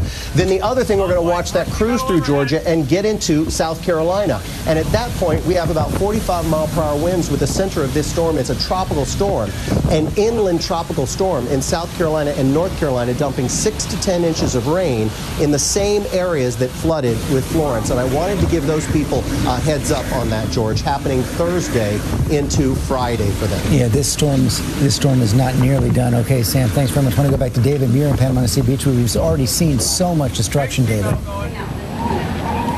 Yeah, just extraordinary, George, to put this in perspective. As you've been likely saying, we were in sort of a stairwell here, a brick fortified stairwell with so many of the families that I showed you earlier. But then to emerge and be able to see the email again, 3rd strongest hurricane to hit the U.S., not since Hurricane Camille in 1969. Everybody here on the crew, everybody is safe. I just wanted to share that with you. But I also wanted to give you an idea. This is what we had showed you earlier. The front end of the hotel coming straight down. That was where, obviously, we had been reporting earlier in the special, and you can see that roof down on a number of cars that were out there. Those were some of the SUVs that were parked there on purpose so that it would sort of protect the team as we were reporting early on. But you could feel this, George, as the hurricane grew closer, and you can actually still see through the window over there just the ferocity. And David, the families that you're hunkered down with, that is whipping by. The families you're hunkered down with, do they have any idea yet what's happened to their homes, or is it way too early to know? Yeah, I think it's just absolutely impossible. And in fact, when we were in the hallway with many of them, we couldn't even get out on our cell phones. It just gives you an idea of, when we're in the middle of these natural disasters, the cell service immediately goes out because everybody is competing for what little cell power there remains. Actually, we're just going to back up a little bit from this door. You can actually sense when the pressure changes inside the hotel. You can see it in the rattling glass, but you can actually feel it and you can hear it too, George. The wind. It's just incredible. And I see those outer windows that we were told were up to code. They're actually buckling somewhat, and we'll have to see if they're able to withstand this hurricane before Michael's actually done passing through. I should tell you, George, you did ask about the families. So many of them, when they saw us back away and move into the stairwell, they too went into hallways on the interior part of the hotel. A lot of them are in the hallways here, and which is the smart thing to do. They have been following the advice of people here in the hotel and managers, and when they were told to seek safety in the hallways, they did.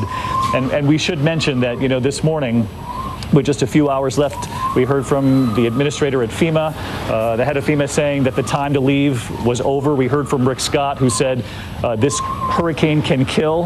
And in fact, we know it already did long before it made landfall here in the U.S. It was responsible for a dozen or more deaths on its way here. So let's just hope with what we have witnessed here today, which is, quite frankly, and I've covered many of these hurricanes, something I haven't seen before. And David, you could say we know now this is just the beginning. The cleanup effort here is going to be massive. It's going to take days and weeks. Oh, there's no question. Even when we were still outside, George, to see the number of trees that came down within the first 15 minutes of just the outer bands of this hurricane arriving, and the power lines, they came down immediately. The power went out in the hotel. And it's important for folks who are watching this unfold at home that we have not forgotten about Alabama and Georgia. They are in the path of this storm next. The hurricane is going to be moving very quickly, unlike what we saw in Florence. And there's a significant worry that the power could be out for days, if not weeks, where this hurricane is headed next, even when it's done with its damage right here in the Florida Panhandle, which is just extraordinary. I should mention, I know you shared it with viewers on the air earlier.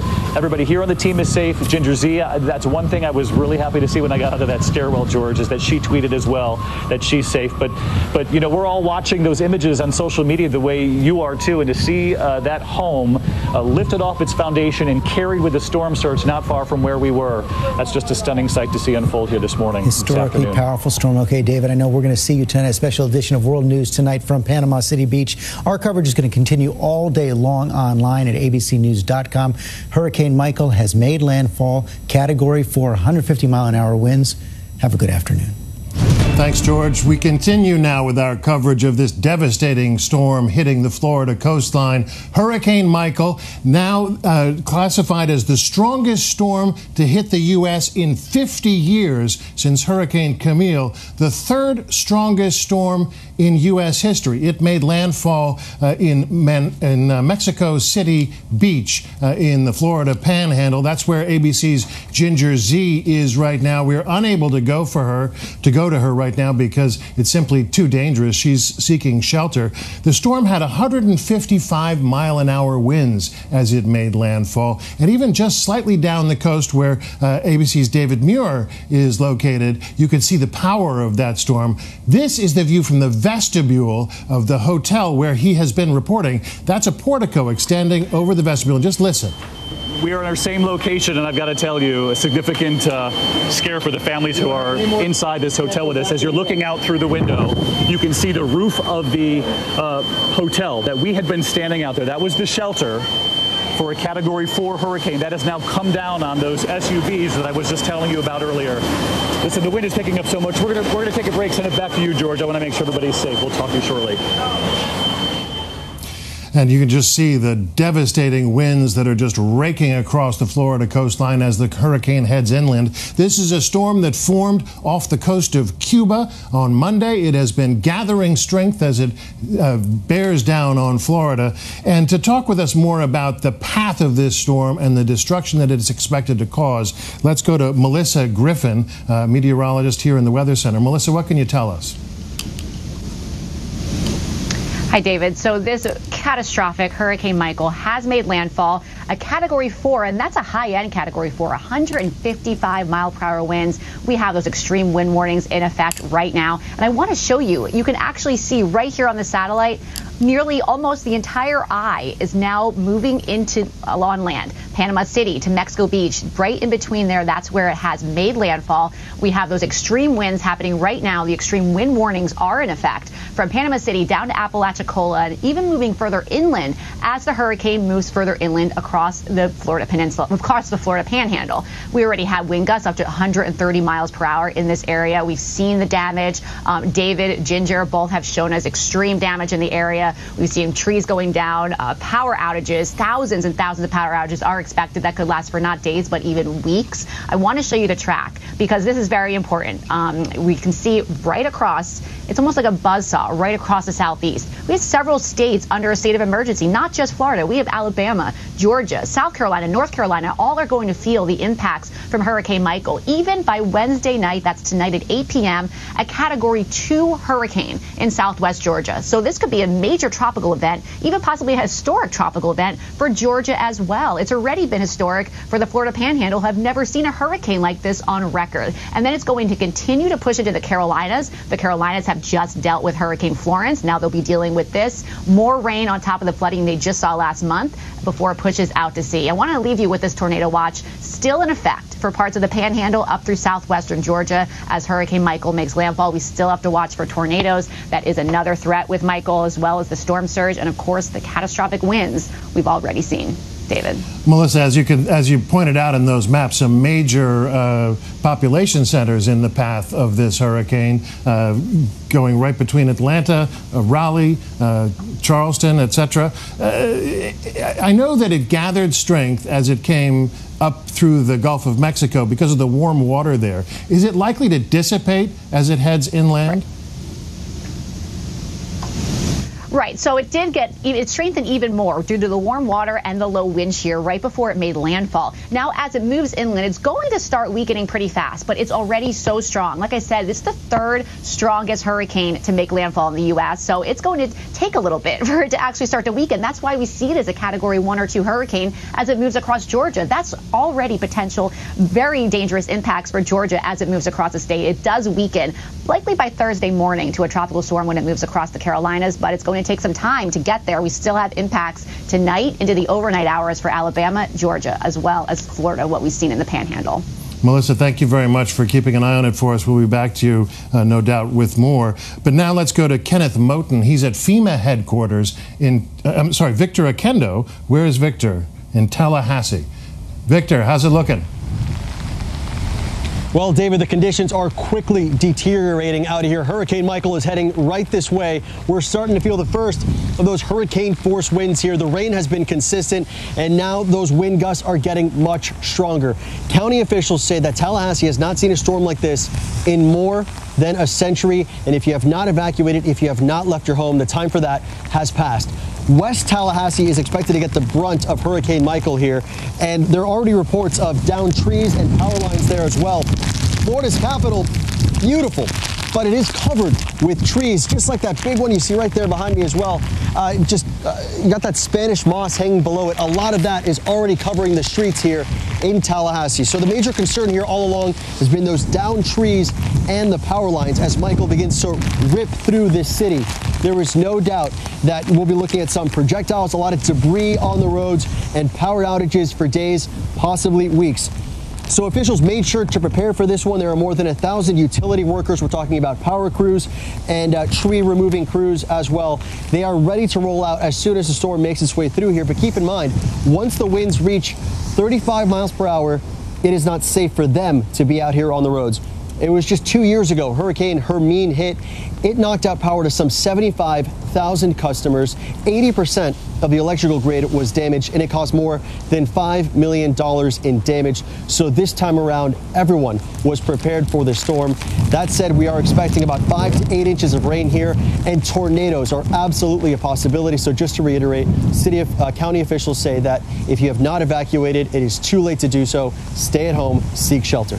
David? Yikes. Thanks very much, Victor, for bringing us up to date there in Tallahassee, the capital of Florida, slightly inland. Let's go now back to the coast, and that's where we find ABC's Rob Marciano. Rob, you're in Panama City. How's it going? Okay, it's a rough go right now. Camera up, yeah. We're just trying to keep our gear dry and give the viewer watching from home a sense for what it's going to do here. Category 4, nearly Category 5 storm. This is the western eye wall, alright? The eastern eye wall is even worse. Winds are ripping across this parking lot. That's the main strip here in Panama City Beach. These hotels, new and old, these other buildings, they're taking a beating, and there's been the shards of debris kind of flying through here. Parts of the hotels, both the sides and the roofs, have been sheared off. I mean, no complete collapses, at least in this spot, but certainly some damage done in this area.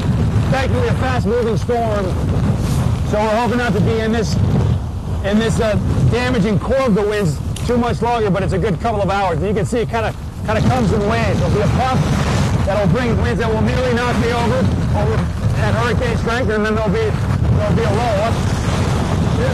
There's a puff. Rob, the winds are looking very fierce there.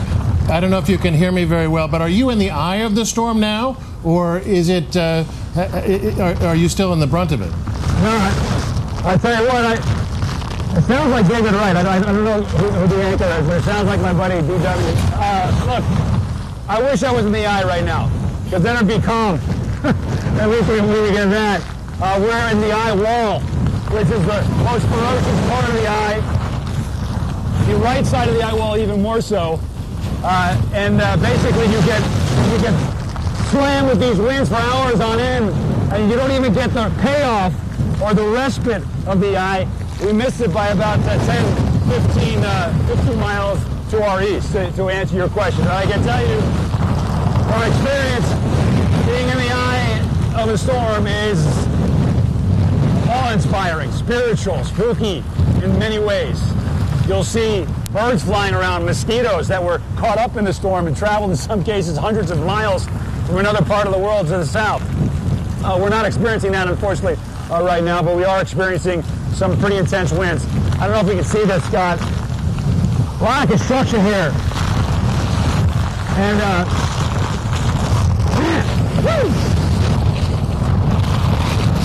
just fierce. Bear with me. Hang on to something. Bear with me. Hang on to something. All right, so I'm going to show you some cranes up there. Can you see them, Scott? You can see them? Yeah. So much construction here, man. You see those massive cranes, those construction cranes up there? And you see them across every city. Well, they're building so much here in Panama City Beach that they've got a couple up there now to build probably another condo building or another high-rise. They, you know, they unhook those basically when there's a storm coming so that they can sway in the wind like a weather vane. Yeah. Wind vane. Yeah. From what I understand about them, even with that, they can withhold winds, the major categories, hurricane strength. So far, remarkably, they've held up with this one. So I'm always in awe of how we build things, and certainly some of the buildings that are here that are withstanding these hurricane force winds. I'm in awe of you right now, withstanding those wind conditions. So get inside, get dry, and we'll check back with you later. ABC's Rob Marciano right there in Panama City, Florida. Let's go now to Ken Graham. He is the director of the National Hurricane Center. Are you there with us? Ken Graham, are you able to hear me? This is David Wright. Okay. Unfortunately, we can't go to him right now, but to recap just a little bit, this is now the third strongest storm on record here in the United States, the strongest storm in 50 years, since 1969. That's when Hurricane Camille hit the Florida coast. We are now in the early stages of this hurricane making landfall. 155-mile-an-hour winds as it made landfall in Mexico Beach, Florida. Let's go to Kenneth Moten. He's at FEMA headquarters. Kenneth, hi. David, hey, David, I'm still thinking about my friend Rob there. Yeah, it's dry inside here. There are no strong winds, but there's still a flurry of activity inside this nerve center for FEMA headquarters that's really watching and monitoring this massive storm and really staying in contact with state and local officials. This is a massive federal response here, and there are a number of concerns for FEMA. First and foremost, the people, making sure that people have really hunkered down and that they know that if they need help and they call 911, it may take some time for them to get that help. FEMA Administrator Brock Long has been briefing the White House and President Trump, who asked the administrator about those who didn't have the means to escape this storm in a timely fashion, because we know that it was fast approaching and people couldn't get out in time. But the administrator assured the president there that they're staying in touch with state and local officials to make sure they can get to those people as fast as possible. The next priority, making sure that those state and local officials have the resources, David, really have what they need, have the military response, as well as they coordinate this massive federal effort to make sure they can clear the roads, because we know the main concerns: down trees, down power lines. FEMA is preparing for some areas to be without electricity for weeks. Other concerns, again, that power infrastructure, buildings that were not built to withstand anything above a category 3 that were maybe didn't have the certain codes. Certain codes weren't put into effect until about 2001 in Florida, and we know there are a lot of buildings in the Panhandle in Florida that likely cannot withstand those category 3 winds. So that's a concern from FEMA as well. We also know they're keeping a close eye on those toxic waste sites, those Superfund sites that can really be vulnerable when you're dealing with a storm with intensity and the winds. of one like Hurricane Michael. But again, David, we know that Brock Long is really in touch with the White House, other federal officials. They really mobilized. Had an interagency call just about a couple of hours ago where they spoke with officials in the Southeast, state and local. They also had people from the Coast Guard on that call to make sure they were all coordinated and all ready to respond and mobilize as soon as possible. Kenneth, as you say, this Florida is basically the front edge of this storm right now, but this thing is going to march like General Sherman's army like across. The train is coming over the roof of the TV station. I mean, our building is shaking, and this is an old cement building, and we're feeling it now. It's everything it was promised to be. Dangerous, devastating, and life-threatening. And just seeing the video, too, and these winds could go higher. This is just starting out, could go higher. We saw from the severe studio footage traveling east on Highway 98 and how they were trying to encounter the roadways out there with the heavy winds and the debris in the road.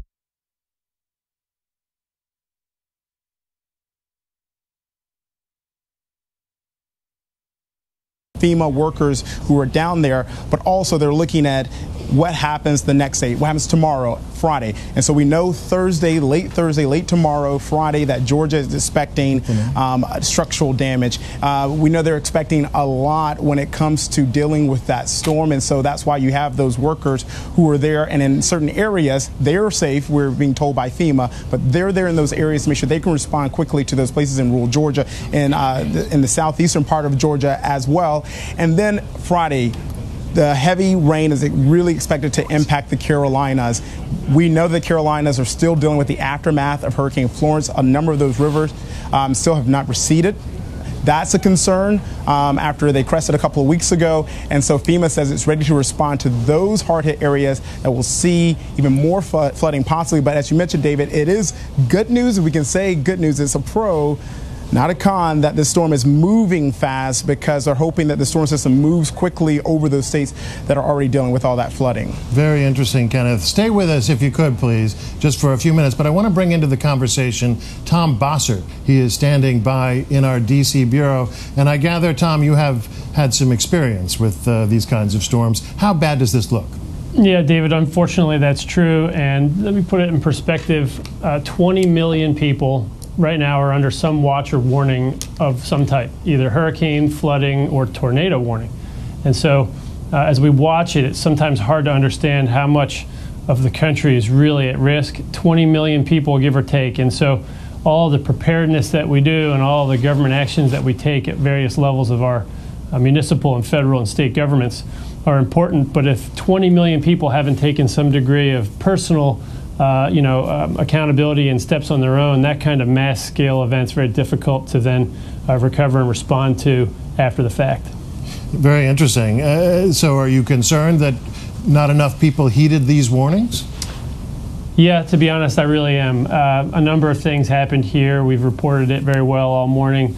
The speed with which this storm materialized and intensified and made landfall, it's moving very, very quickly forward. So I've said this before to people, it's a little bit simple, but think of this storm moving quickly forward, not just the speed that it's moving, wind speed that we talk about, but it's also moving forward in such a way that if you moved your hand through a bathtub, you could imagine a big wave in front of your hand.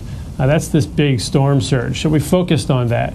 But now I think Sam Champion and others have really pointed out to us throughout today's coverage that it's going to continue not just with storm surge, which will kill people, unfortunately, or at least has the potential to, but it'll continue with wind and tornadic events and flooding events all the way up, and to your point, marching across the South. So I'm worried that not everybody in one form or another of risk has heeded the appropriate warnings or had the time to do so. And so I'm looking for and hoping and praying against loss of life.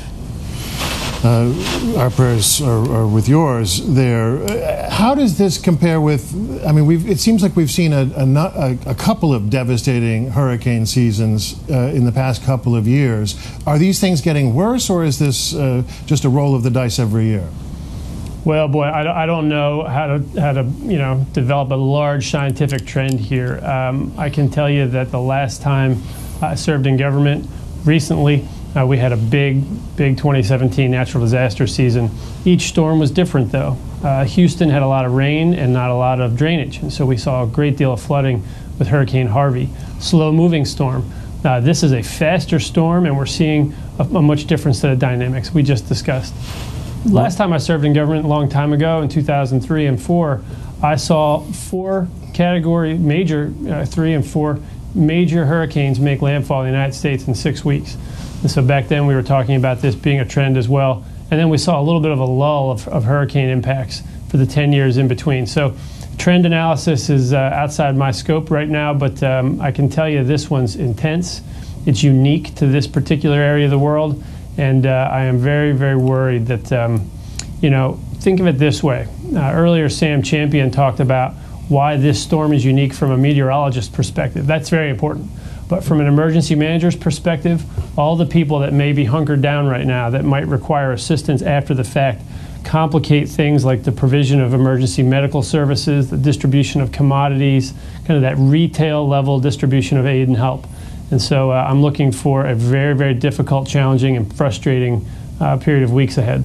I know you say that each of these storms is unique, but you know, you hear the statistic there that this is the strongest storm since 1969, the 3rd strongest storm in U.S. history. And I think back to the storms that in my lifetime, one of the big ones that stands out is Hurricane Katrina. Obviously some unusual circumstances there, but if this storm is stronger than Katrina, do we expect damage on that scale?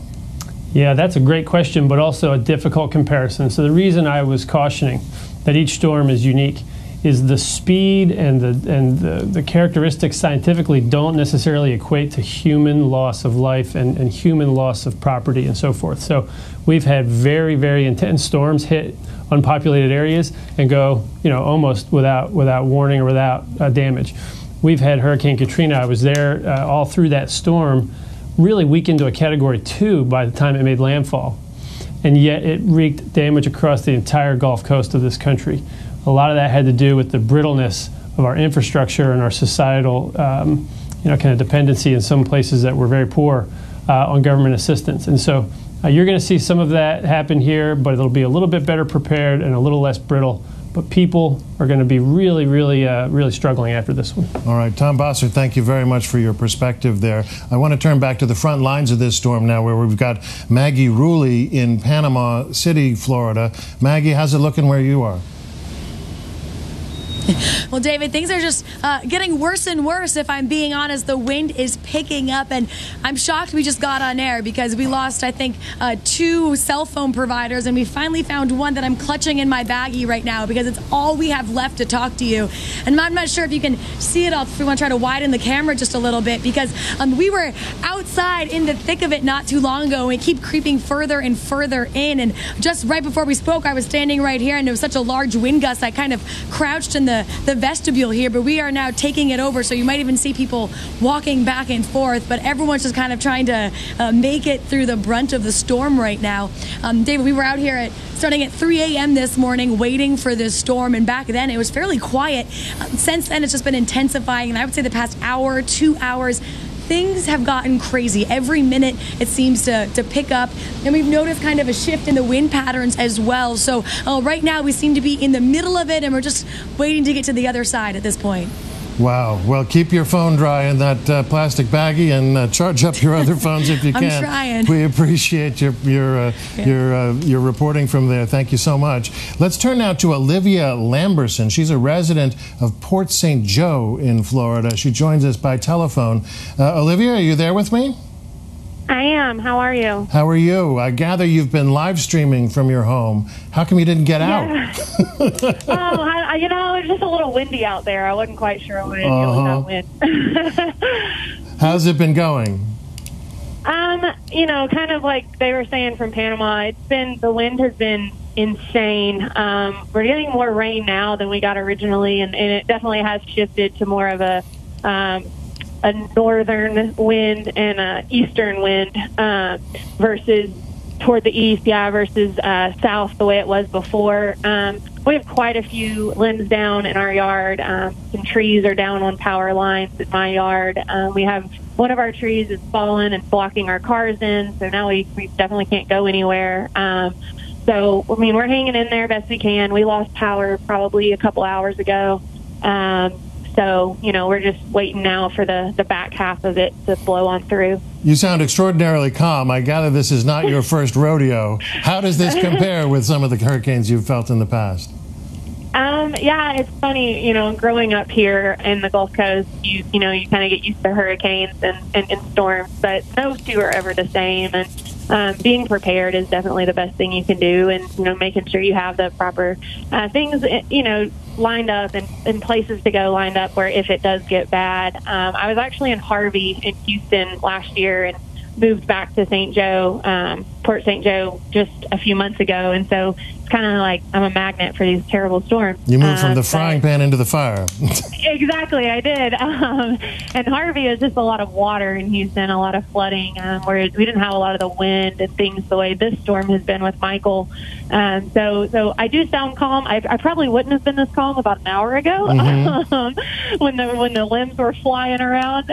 But we are trying to, you know, just stay as calm as possible and stay as positive and just keep everybody in thoughts and prayers and keep our little bitty seaside town in our thoughts and prayers while this thing blows through. Sure. It sounds like you may be without power for some time. Are you stocked up with candles and batteries and food and other supplies for that matter? We are. We you know, that was one of the first things we decided when we decided to stay and not evacuate. We went and made sure we had plenty of batteries, plenty of flashlights, plenty of candles, plenty of water, plenty of non-perishable food. So while it will get hot and steamy without having any air conditioning in hot Florida, we will be fine as far as provisions, and we'll be fine if it takes, you know, a while to get the power back on. Well, hang in there. Olivia Lamberson, a resident of Port St. Joe in Florida, thank you very much, and hunker down. We're going to turn now to another report from David Muir, giving us a sense of what the situation is like in Panama City, where he is. Let's listen in. To put this in perspective, as you've been likely saying, we were in sort of a stairwell here, a brick fortified stairwell with so many of the families that I showed you earlier. But then to emerge and be able to see the email again, third strongest hurricane to hit the U.S., not since Hurricane Camille in 1969. Everybody here on the crew, everybody is safe. I just wanted to share that with you, but I also wanted to give you an idea. This is what we had showed you earlier. The front end of the hotel coming straight down. That was where, obviously, we had been reporting earlier in the special, and you can see that roof down on a number of cars that were out there. Those were some of the SUVs that were parked there on purpose so that it would sort of protect the team as we were reporting early on. But you could feel this as the hurricane grew closer, and you can actually still see through the window over there just the ferocity of the wind and the water that is whipping by.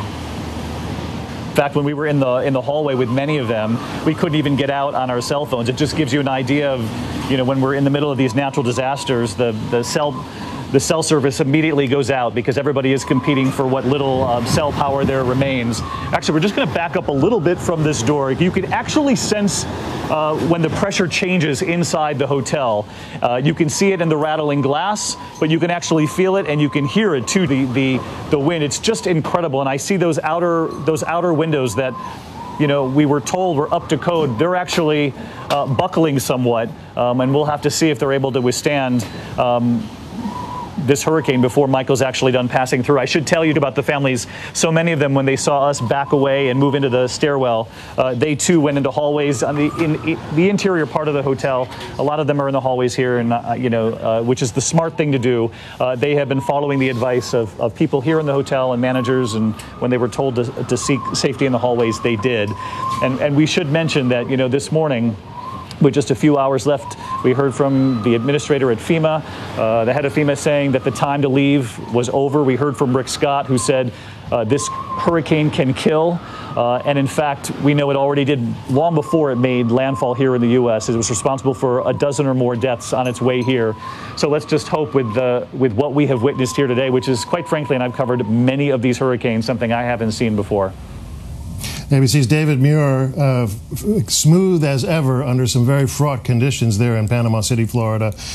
We are now continuing our special coverage of Hurricane Michael, this ferocious storm as it marches its way across the South. We're going to tune in now to our local affiliate, WEAR, in Pensacola, Florida, in the Florida Panhandle. Listen in. Hanging down with the stilts, and all the water's already up to the swing. So there's really not much that you can do now here. It's not worth coming back if you have a house here. We see many people driving in, driving out. We want to see people driving out. We do not know why people want to see people drive even more in. Now check out, as the water is even coming up even further, there is a current coming. So check out down at my feet here. The current is coming and going all the way over here. This was just dry land hours ago. So Michael's hitting us now, and it's only going to get worse from here. Again, if you are in Horseshoe Beach, there's a mandatory evacuation. You've got to get out to the shelter at Dixie County High School. For now, Jocelyn Howard reporting. Back to you, Bob and Sue. Jocelyn, thank you. Christina Leavenworth, we have made contact with again in Miramar Beach, where we've seen throughout the morning the conditions rapidly deteriorating. Christina? Hey, Bob, yeah, the wind's still coming at us very, very fast. This just came off the Dunkin' Donuts like drive-through sign, and that's not light. And then, you know, we're seeing things like this as well. We're starting to see some debris from this storm, rain kicking up, the winds howling out here. Remember, this area is under a curfew. They don't want people driving around until further notice. We also have a few bridges closed, 331, Mid-Bay Bridge, and fire and EMS services. They're not going out right now because it's too dangerous for their crews at this time. For emergency calls in South Walton, they'll consider it on a case-by-case basis, looking at this weather, that type of thing. Mostly what we're seeing where we're at, and we're about 4 or 5 blocks from the water, is just trees blowing very, very strongly, some debris here and there, hearing that howling, and you're just hearing strange noises where you're not sure really what it is. You just hear like kind of a humming noise or something like that you hear every so often. But very, very windy. Not fun to stand in by any means. We definitely recommend everyone stay inside. We're not seeing a lot of lightning in this area, just that wind and rain. And I know that the sheriff's deputies are out there. If they see people out and about, they're telling them, hey, this isn't cool. You can't be outside. And they could potentially arrest you. Bob? Christina Leavenworth reporting live in Miramar Beach, and that terrible moan from those high-speed tropical winds. Thankful if we never hear those again. Hannah McKenzie is a little bit further down the road in either Destin or Okaloosa Island. She's on Okaloosa Island, and Hannah, now we understand that a short time ago they shut off the water and sewer on Okaloosa Island. Yeah, I did hear that, you guys. I saw that was just for emergency purposes only. That was as a precaution, but we actually moved down the road from Okaloosa Island. We are now in Destin, and I want to take you guys closer to look at the conditions out here. People are walking around, and that is not good. I was standing beside a condo, so it was kind of shielding us from the wind, but I want you to take a look at that stop sign. That's how we've been judging the wind. And then also, once you guys see some of that, maybe Tristan can pan up to that light, which has been kind of bothering us. It looks a little bit scary, and it's been moving with these very ferocious winds right now. And I want to take you guys over here to look at the surf because, like I said, we're kind of taking shelter behind a condo here. So, bear with us. It gets gusty. Okay, so let's take a look at the conditions out here right now. The surf is extremely strong. It's nothing to joke about. It's nothing to play about. People are coming down here and taking pictures, taking Facebook's lives, like Bob said earlier. Do not do that. Rely on us. We're the ones that are doing it for you. But look at that. That is absolutely strong, so fierce, so angry. It is still churning its way over here. So stay off the beaches no matter where you are. It is dangerous. It's not a good condition to be. We will check in with you guys a little bit later. Reporting live in Destin, Hannah McKenzie, Channel 3 News. Yeah, not a fun. Governor Scott tweeting, was this a tweet? Tweeted just a few minutes ago, and this is a quote. We have trucks loaded with tons of food, water, and other critical supplies ready to move in, including 1.5 million meals ready to eat, MREs, and 1 million gallons of water. That coupled with about 4,000 power crews and line workers ready to go from Pensacola Interstate Fairgrounds to move to every part of the state that needs its power restored. And there will be tens of thousands of people, if not hundreds of thousands of people who will need that after Michael finally winds through. Moving at a pretty good clip at 14 miles an hour to the north-northeast. And as Alan was showing us just a little while ago, by tonight it's going to be in Georgia. And we'll be on the back end of this thing and get a much better idea then at assessing the damage. What's this? All right, this is from President Trump. Was this a tweet also, or was this a soundbite that we have? This is, I believe we have actual sound from the president. Okay, yeah, President Trump describing a trip that he's soon to take in Florida. Ori, just go ahead and roll. Let's see what he has to say. We want to get down there as soon as possible. At the same time, I don't want to go down where we're interfering with the people, first responders, the FEMA people. I want them to focus on the storm, not me. So we'll probably look to Sunday or Monday to go down and meet with the governors, meet with everybody, and do what we have to do, like we did in North Carolina, South Carolina, where that worked out really well. All right, and we're going back to Stephen Quinn. He is still there in Tallahassee monitoring the situation for us. Hey, guys. Yeah, I just want to give you just a look at the conditions right there where we are here in Tallahassee right now. We're starting to get a lot of wind in this area, starting to pick up. And the concern now is not only just wind, but the trees that could be brought down with it. There are widespread power outages that are expected. Keep in mind that we're about 80 miles from where Hurricane Michael made landfall in a straight line. It's about a 2-hour drive, yet still the impact expected to be significant here. There are going to be and are power crews that have been staging here in the city where you literally cannot find a hotel tonight. That's how many have been here. And the concern, of course, as I mentioned, the wind, as you see here, if you're looking at our feed, you'll see strong enough to do damage. Not a place you want to have a tent right now, certainly. And we are expecting to get hurricane force winds, is what local officials told us in a press conference earlier today, in this area later on as that storm continues to make its way north and east towards where we are. It is quiet here right now. Florida State University and Florida A&M are both closed. Many of those students, as I understand it, staying in their dorms, and ones that have lived off campus are being allowed to seek shelter in local auditoriums. Meanwhile, high schools here in Leon County are also serving as shelters. As you see debris there kind of being blown around. We understand from county officials that there are about 1,500 people seeking shelter, not just from in Leon County, but also in points southward. Keep in mind, while this storm did make landfall a ways away, there is still significant storm surge expected to the south of us along the coast here. That's in areas like Wakulla County, and there they expect a storm surge of 9 to 13 feet. Mandatory evacuations have been in place for towns like St. Mark's. And from what we saw yesterday when we were in that area, most of the people did appear to heed those warnings. Obviously, there's always a concern that there could be some people who hadn't. However, we have seen some police out here as well as sheriff's deputies, although I'm told from county officials once those conditions start to deteriorate, which is what we expect in the next hour or two, they're going to go off the roads. They're going to be inside so that they can stay safe. And so that's something to keep in mind. And you can just see a lot of leaves right now for the most part in the roadways, but it's the trees that they're worried about. If you're familiar with Tallahassee, those live oaks, for example, beautiful, and they hang over the roads, as you see right here, for example, but they also hang over the power lines. And when those come down, it's going to put a lot of Tallahassee in the dark, or at least that is the fear, as we get another strong gust right there as we stand on we drive along one of these hills here of Tallahassee. Another point that I can tell you, obviously, airports are closed here. Most people do appear to be inside, so that is certainly a good thing, and we'll be continuing to monitor the situation here in Tallahassee over the course of the next few hours as we expect it to deteriorate. Stephen, that was one of the things I was going to mention. You seem to pretty much have the road to yourself. By counting correctly, I think I saw perhaps two other cars.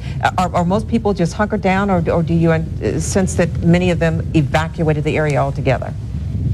I don't believe, in talking to police here, I don't believe there were necessarily mass evacuations, for example, like we may have seen on the beach. And I'll tell you the reason that I say that in talking to them. The one thing that we have seen right now, there isn't a gas shortage per se. What the problem has been here is that a lot of these gas stations, to keep their employees obviously safe, have been closed, and so they're not being refilled or reset. And for that reason, some of them are not working. However, for the most part, a lot of people do appear to have stayed in town. Now, I can't speak to the extent in terms of, for instance, the students at Florida State and Florida A&M, those colleges here in town, how many of those may have left for a long weekend given the closures. But from what police had told us, There did not appear to be mass evacuations here in the city, but again, and I emphasize, one of the big areas are those points to the south in Wakulla County, for example, and the town of St. Marks is one where we visited, where they are expecting storm surge. There were evacuations inland for those people. Now, that is obviously a significantly less populated area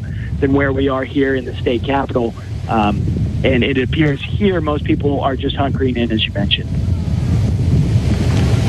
Stephen, thank you. Stephen, brought up he is 80 miles away from the center of the storm right now. As we heard Alan say, the hurricane-force winds extend out from the center of that storm for 45 miles, I think is what he last said with the 1 p.m. update. The tropical storm-force winds extend from the center about 175 miles. What we're looking at on the left side of your screen is the radar indicating the precipitation that's coming down right now.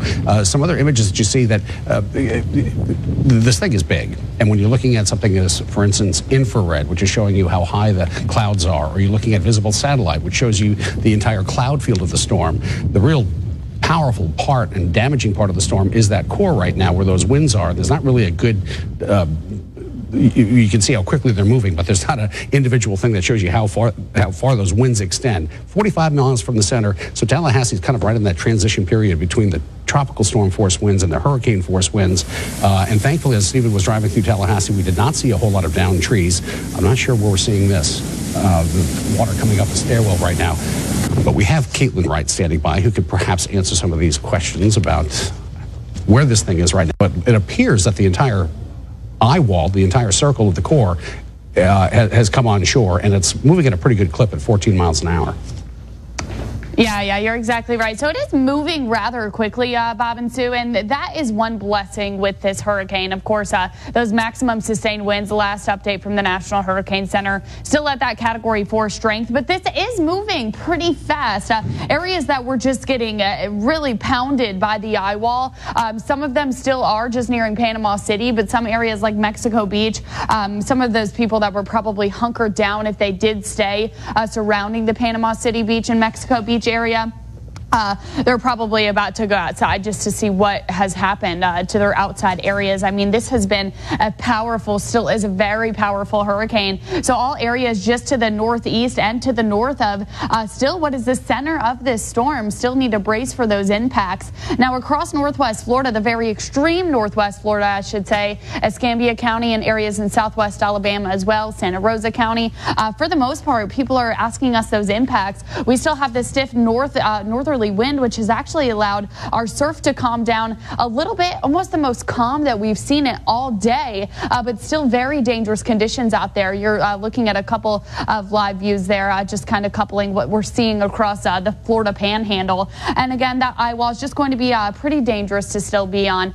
So I'll go ahead and zoom into a couple of different areas here as we track Hurricane Michael on 3D Doppler, going more toward Tallahassee. Some of these outer rain bands, some of these most eastern outer feeder bands, still going to be setting up across your area. You'll get kind of these waves in increments of these really heavy and moderate downpours, and then you'll get some pretty light band set up through your area. The heaviest of rain and the strongest winds will continue, of course, to be closest to the center of this storm. As we zoom in, we can just check out where that eye wall is. Now basically just to the north of Panama City right now, as this continues to be pretty westerly heavy in terms of the eye wall, northerly and northwesterly heavy, I'll call it, and still kind of wrapped with some thunderstorms. So don't be surprised if you're nearing that area.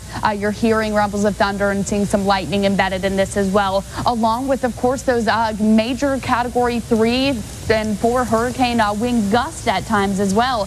This, even though we have made landfall with this Category 4 Hurricane Michael, impacts most certainly still are not over. So flood alerts still remain in effect with coastal flood advisories, no longer for southwest Alabama through Mobile Bay, but we do have them in Escambia and in Santa Rosa County there. So that coastal flood advisory is still in effect for Okaloosa County as well. Flash flood watch for Okaloosa County, and of course points eastward. So all across the Florida Panhandle, we'll be looking at these flash flood watches as this water continues to pile up, especially on the eastern side where the storm surge goes. So hurricanes, areas, oh wow, you see that power surge there?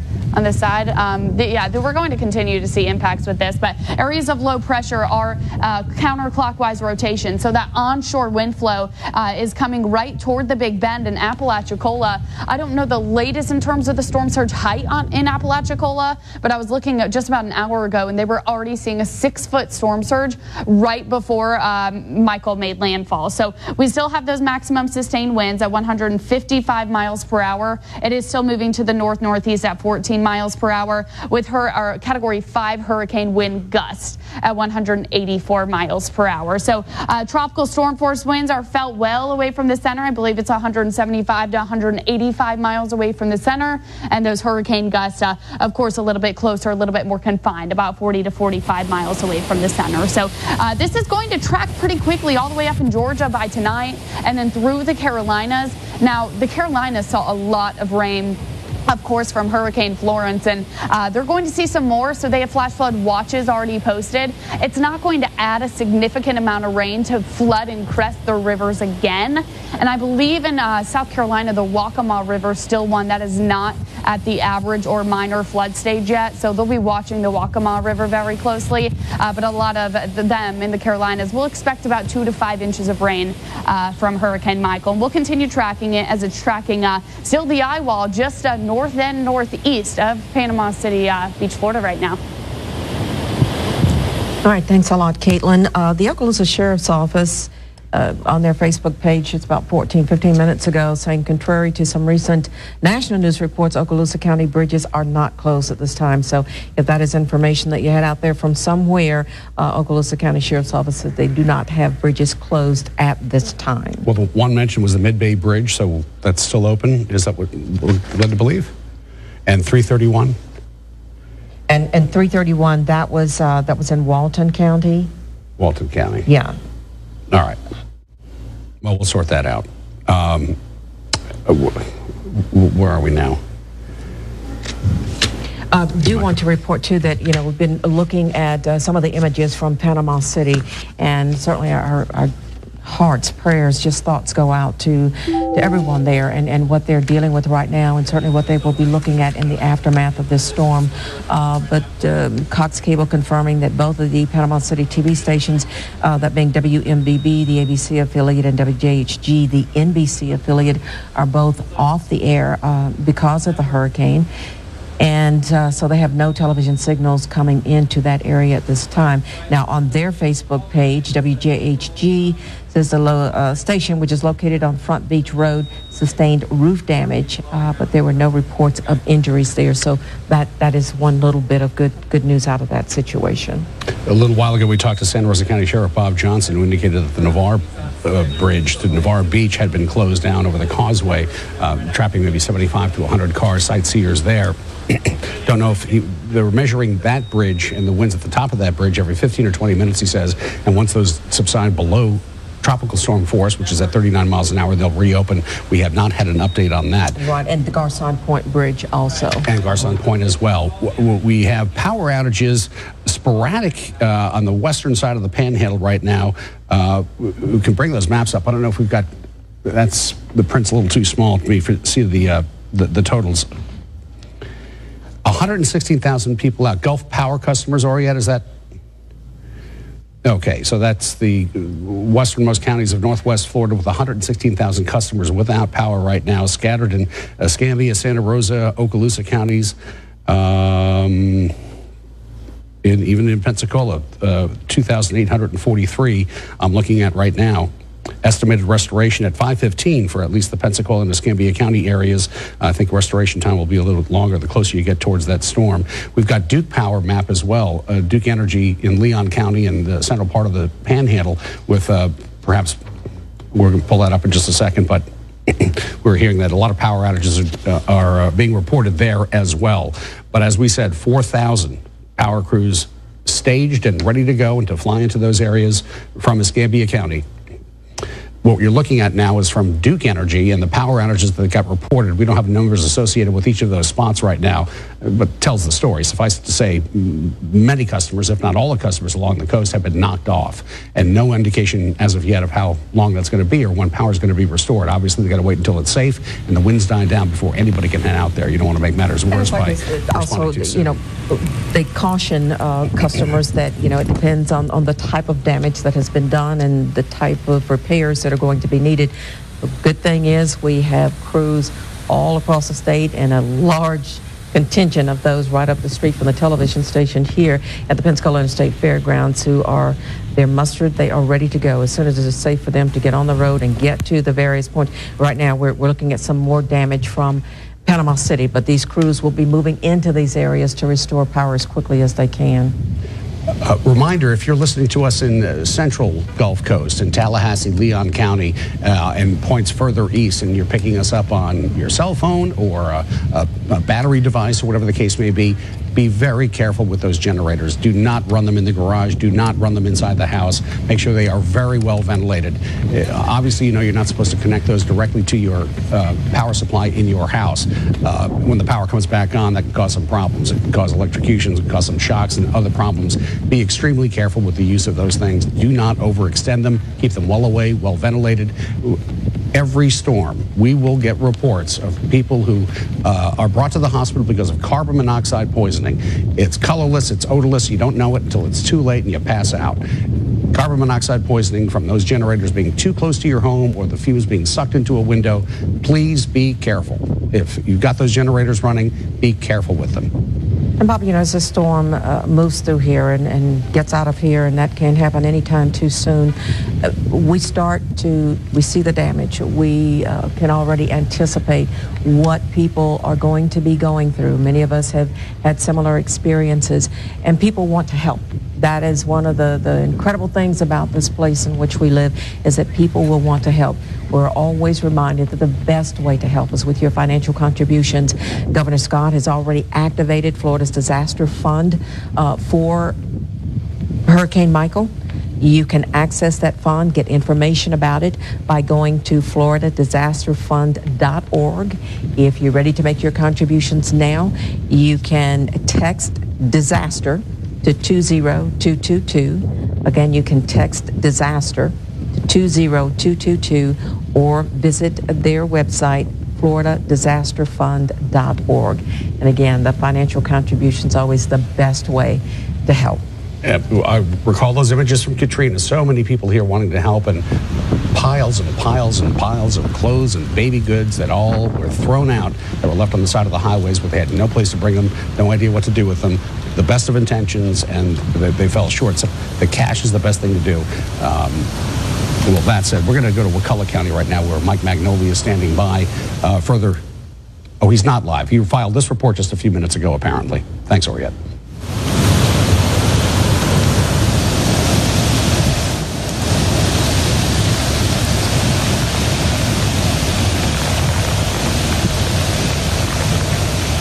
Well, we've had to change location since the last time we checked in with you. We're about 15 minutes from the coast now, but we're still in Wakulla County, and the gusts of winds that we're seeing here, strong enough to knock over the trash cans at this little gas station.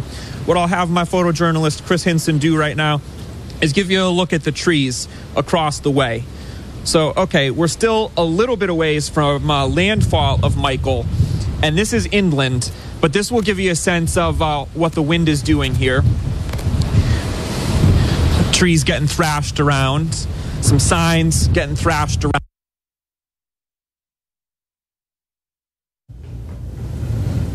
All right, we were having some technical glitches there. Again, those things not unanticipated in situations like this, weather conditions being what they are. Renee Benanate, a while ago, made her way to the Gulf Power warehouse and has this report for us. Right now we're in Gulf Power's warehouse in Pensacola, where, as you can see, we're surrounded by hundreds of boxes. Now, these are filled with items like this polymer insulator that are going to be packed up and sent with workers responding to heavily hit areas. Right now, we have Gordon Paulus with Gulf Power. Thank you so much for joining us, who's going to give us a little bit more information about this. First off, can you tell us a little bit about what is going on here? Well, we created 6 storm kits before the storm season even started. And what we have done, we have deployed them out already ahead of the storm. We sent 4 to the Panama City area, 2 to the Central District in Fort Walton Beach, and we have 1 here in the Western District or the Pensacola area. We've sent 1 more out today. We're working on 2 more because what we do with these is we stage them out in the areas where the damage occurs, and then the linemen will come and knowing what they need to get, such as bolts, cutouts, transformers, poles, wires, you name it. There's over 90 different items that we have, and each kit probably has 120,000 different pieces. And so the linemen will get these pieces, and they'll use that to make the repairs, and it makes it more efficient, and it allows us to get the customer's power restored sooner. And once again, as you were saying, how does this affect the response time? It's a more efficient way of getting it to the linemen to make the repairs quicker. It's there at the site, so they don't have to go to it. We bring it to them. And we're also bringing down materials throughout the next few days from other parts of the country to keep the materials going for our line workers. I know people in the area are going to be wondering what they can expect for power outages. What can you tell us about? Well, here in the Pensacola area, we're still getting some tropical storm force winds, but our crews are already working to restore those outages.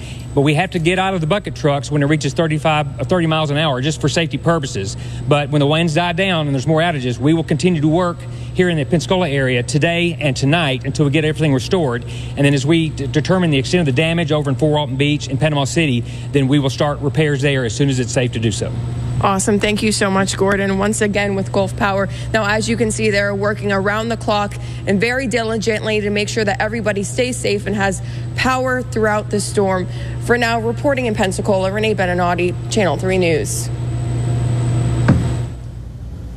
All right, thank you very much, Renee. We have Santa Rosa Sheriff Bob Johnson is back on the phone with us. Sheriff, what is the latest there?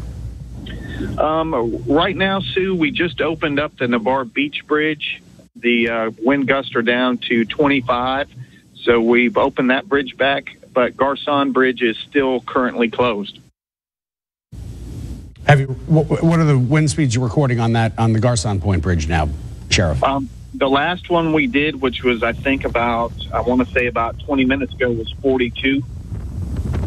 So we're still seeing tropical storm force winds there, too. Any other reports of problems, roadways, drivers?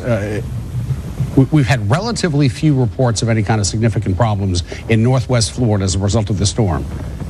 Is that true? Yeah, that's true. Santa Rosa County, we've had very few reports of that.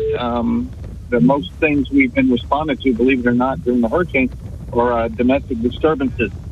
So I guess people being cooped up sometimes isn't all that great, but roads are open. We don't know of any road closures. No trees are down that we've heard of, and so it's going relatively smooth. What about the shelter situation over there that you have? I wasn't able to get the numbers on the people who actually took advantage of the shelters. Do you have any idea? No, Sue, I haven't heard. I can probably get that for you because we have a deputy posted at each one, but I haven't heard, and I haven't heard of any overcrowding or anything like that at the shelters either. So I know they're not overflowing, that's for sure. The Emergency Operations Center at the Sheriff's Office, and how long do you think the emergency activation in Santa Rosa County will last? Do you have any idea about that? I don't think it's going to be too much longer, Bob. I think probably if I was a betting man, I'd say we're probably close it up by 4 or 5 p.m. And people still heeding the warnings to stay off the roads? Is it relatively calm out there as it was earlier today? It is. I'm seeing a few more cars, but it's still traffic is way down, especially on Highway 98 in Navarre. Very few cars out, which is a good thing. People heeding the warning. And really, to be honest with you, there's not a whole lot to see anyways. Like I said, no down trees. There's not a whole lot going on, which is the way we like it. Further reasons, as you're saying that, we're looking at pictures from, I'm assuming, Panama City Beach or Mexico Beach with some roofing coming off of buildings and some intense winds blowing palm trees well over. Just pretty spectacular pictures right now. Sheriff Bob Johnson, anything else you want to pass along to our viewers before we let you go? We're going to measure the winds on the Avalon or the Garcon Point Bridge at 2 o'clock, and we anticipate that we will be opening up at 2 o'clock. But that's not a guarantee. We're going to take one more reading, and then we'll let you know. All right, Sheriff, I just wanted to mention something again. I couldn't help but notice, I guess, the tone of your voice when we spoke a little bit earlier, and I asked you whether any of your staff would be ready to deploy and go to the aid of the individuals farther to the east of us, and you said, oh, they will need us. And I don't know, that's just kind of, that's the way it goes, that we do reach out and we make ourselves available. What type of assistance do you anticipate sending?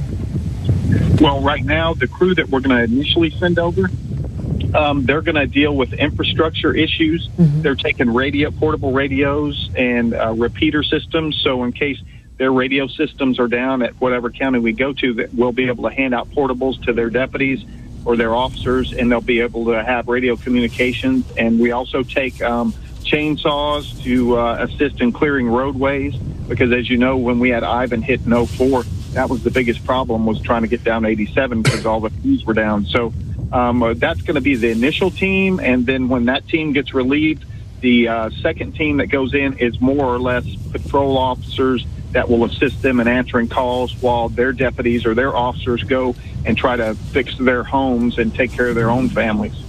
All right, sir. I know it's just kind of doing what you do, but it's just heartwarming and reassuring to hear. We appreciate it, and safe travels to your crew. Thank you. Thank you very much. And we'll call back and update you on the Garcon Bridge here in a few minutes. All right. Thank you, Sheriff. Appreciate that. Let's bring that video to the right, full screen orient if we could. And, could you tell me where we're getting that feed from? Panama City, and I'm assuming that the building that we saw lose its roof was in Panama City as well? All right, so closest to the eye and where it came ashore and closest to the highest speed winds, you're seeing some of the damage from Panama City and some intense winds and driving rain. I think they were expecting, what, 5-6 inches of rain in Panama City or so, and you're seeing some of that come down now. Well, and you know, we had spoken earlier with Matthew Seedorf in Panama City, and he was in that 20-story building, and he said literally they felt the building swaying, and they got to the stairwell, made their way down the stairs, and kind of hunkering down on one of the lower floors. You can only imagine just how frightening that had to be. Well, you could hear the anxiety in his voice, and we should tell our audience that every crew that we send out in the field and every crew that we touch base with and contributes to this newscast that's being broadcast across northern Florida right now, the first thing we tell them is to be safe. Do not do anything that puts you in harm's way. You saw Christina, looking around to make sure that there wasn't any flying debris when she was reporting from Miramar Beach. Nobody's asking anyone to go into a situation that's going to put them in jeopardy, and to be safe first. So we want to pass that along. So safety first, and obviously, was it Matthew you said that was in Panama City? You could hear. You could. Live from ABC News, this is continuing coverage of Hurricane Michael. You're watching ABC News Live. I'm David Wright, and we have for you now continuing coverage of Hurricane Michael as this devastating storm moves into Florida and across the South. Let's go first to Sam Champion. He is in Miami, but one of the few people in Florida that's high and dry at this moment. Hi, Sam. Hey, David, how are you? That's right, we're in the Bureau, but let's talk about this storm. Again, historic landfall of a major storm, and the category will be discussed by the Hurricane Center now. We know that at landfall near Mexico Beach, this storm had a 155-mile-per-hour wind. Anything in excess of 156 is officially a Category 5. That's the top scale that we rank hurricanes on. This is one of the top 3 storms to make impact in the U.S. coastline. There was one back in 1935 that was unnamed. There was Camille. There's another one I can't even think of what it is right now, but there's only 3 that beat this storm in strength. And so this will be a major, major story when we can get crews in and outside of the place that they've been sheltering to see what's going on outside. Now, we have a lot of people left. It's not just landfall of this storm on a shoreline. This storm is going to go on all the way until Thursday into Friday. Friday and affect hundreds of thousands, if not millions of people. So let's talk about what's going on with it. You can see that we have the tornado warning out now. We have a large, in the area shaded in yellow, tornado watch. That's for northern Florida, the Florida Panhandle, also south and central Georgia. And we see this all the time with landfalling hurricanes. The spin of the storm as it moves in brings in these turbulent lines of storms that just spin off as well into other little areas of thunderstorms and drop a tornado very quickly. Now, usually they're on the low side of tornadoes. Usually they're F1s, F2s, F0s, and they're in and they're out and they're quick because they haven't had time to really get a run like we see when they're running through Tornado Alley in the middle of the country. They're just popping down, doing a lot of damage and popping up. Unfortunately, that doesn't help you in these areas because it's torrential rainfall. A quick pop down on a hurricane that takes a building out or takes a roof off puts you in the worst situation, and we've got that one near Gainesville, Florida right now. We are likely to see a lot more of these. So that's one of the things I want everybody, all of our friends who are in Georgia and also in North Florida to pay attention to are these thunderstorms and the possibility of tornadoes now. The amazing thing with this storm, David, another one, and the list just keeps going, we've got 150-mile-per-hour wind in the center of this storm. The entire center of circulation is over land. This storm has no connection with water, and it is still a Category 4 hurricane at 150 miles per hour. It's amazing to watch this happen. And the one thing we need to tell people who are beneath that, they will have all the impacts that you would see in a coastal area when a storm made it landfall as well. They might not have a big storm surge, but they will have rapid flooding. They'll be dropping an awful lot of rain. We're talking about 6 to 10 inches of rain here. So the flash flooding will be a problem. The winds will be a problem and very damaging and destructive. This is the kind of wind that can destroy even a well-crafted, well-built building, can take a roof off of them just like that. And many of these buildings, for folks in Florida, the building codes, David, were reset after Andrew. So, but they only went back, you only had to retrofit to a building back into the 50s. So the problem with some of these buildings in this part of Florida that haven't faced a storm this strong in their history is you've got a lot of people who are not up to that new standard. A lot of construction that was done in the 50s that hasn't been fixed. So we're going to see buildings flattened. Where Ginger was in Mexico Beach, we're going to see buildings completely taken off the cement floor pattern there. They're just going to be gone. And when we go inland, we're going to have an incredible amount of trees down, power outages, and structural damage from this storm as well, because we're going to see it weaken to a 2. It'll be an inland hurricane in central and south Georgia as a Category 2, and it may even hold on to hurricane strength as it travels into South Carolina. That's so amazing. This is a tough time. Look at this here. I know, it's unbelievable. So from Albany, Georgia to Macon, Georgia, this could stay a Cat 1, Cat 2 storm all the way through. That's trees down. These people are not ready for that, and they need to know to be able to seek safe shelter as soon as they hear that wind move through the area. Look at Columbus. We're talking about this possibly being, or Columbia, South Carolina. We're looking at this possibly being a, hopefully, we'll see a tropical storm, but it could still be a hurricane as it makes that move. A tropical storm, we believe, in Charlotte. In Raleigh, I'd like to believe at that point it is downgraded to a tropical storm. But the problem here in central South Carolina and also North Carolina is the predicted rainfall. Remember, these are areas that not long ago had about 15 to 30 inches of rain with Florence. So now an additional 6 to 10 inches of rain in those areas, David. We focus all of our energy now in Georgia, the Panhandle of Florida inland, in South Carolina and North Carolina to get people ready for what this storm will do before it exits the coastline, probably Thursday night into Friday morning. It's moving fast, but it's going to be a very, very damaging storm. It sounds like it's moving through the area. Go ahead. Sorry. No, go ahead, David. The one thing I just wanted to point out were these flash flood watches.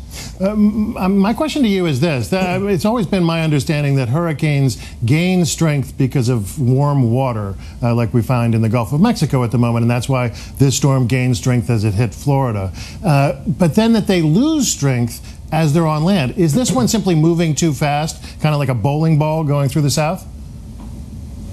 perfect analogy. So, you know, if you've got something that's in motion, and normally what happens is these things will churn and feed on warm, deep waters. They'll find those currents. You'll get that warm moisture in there. You'll build higher cloud tops. You'll tighten up, build more storms, tighten up that eye, and you start to get a stronger storm.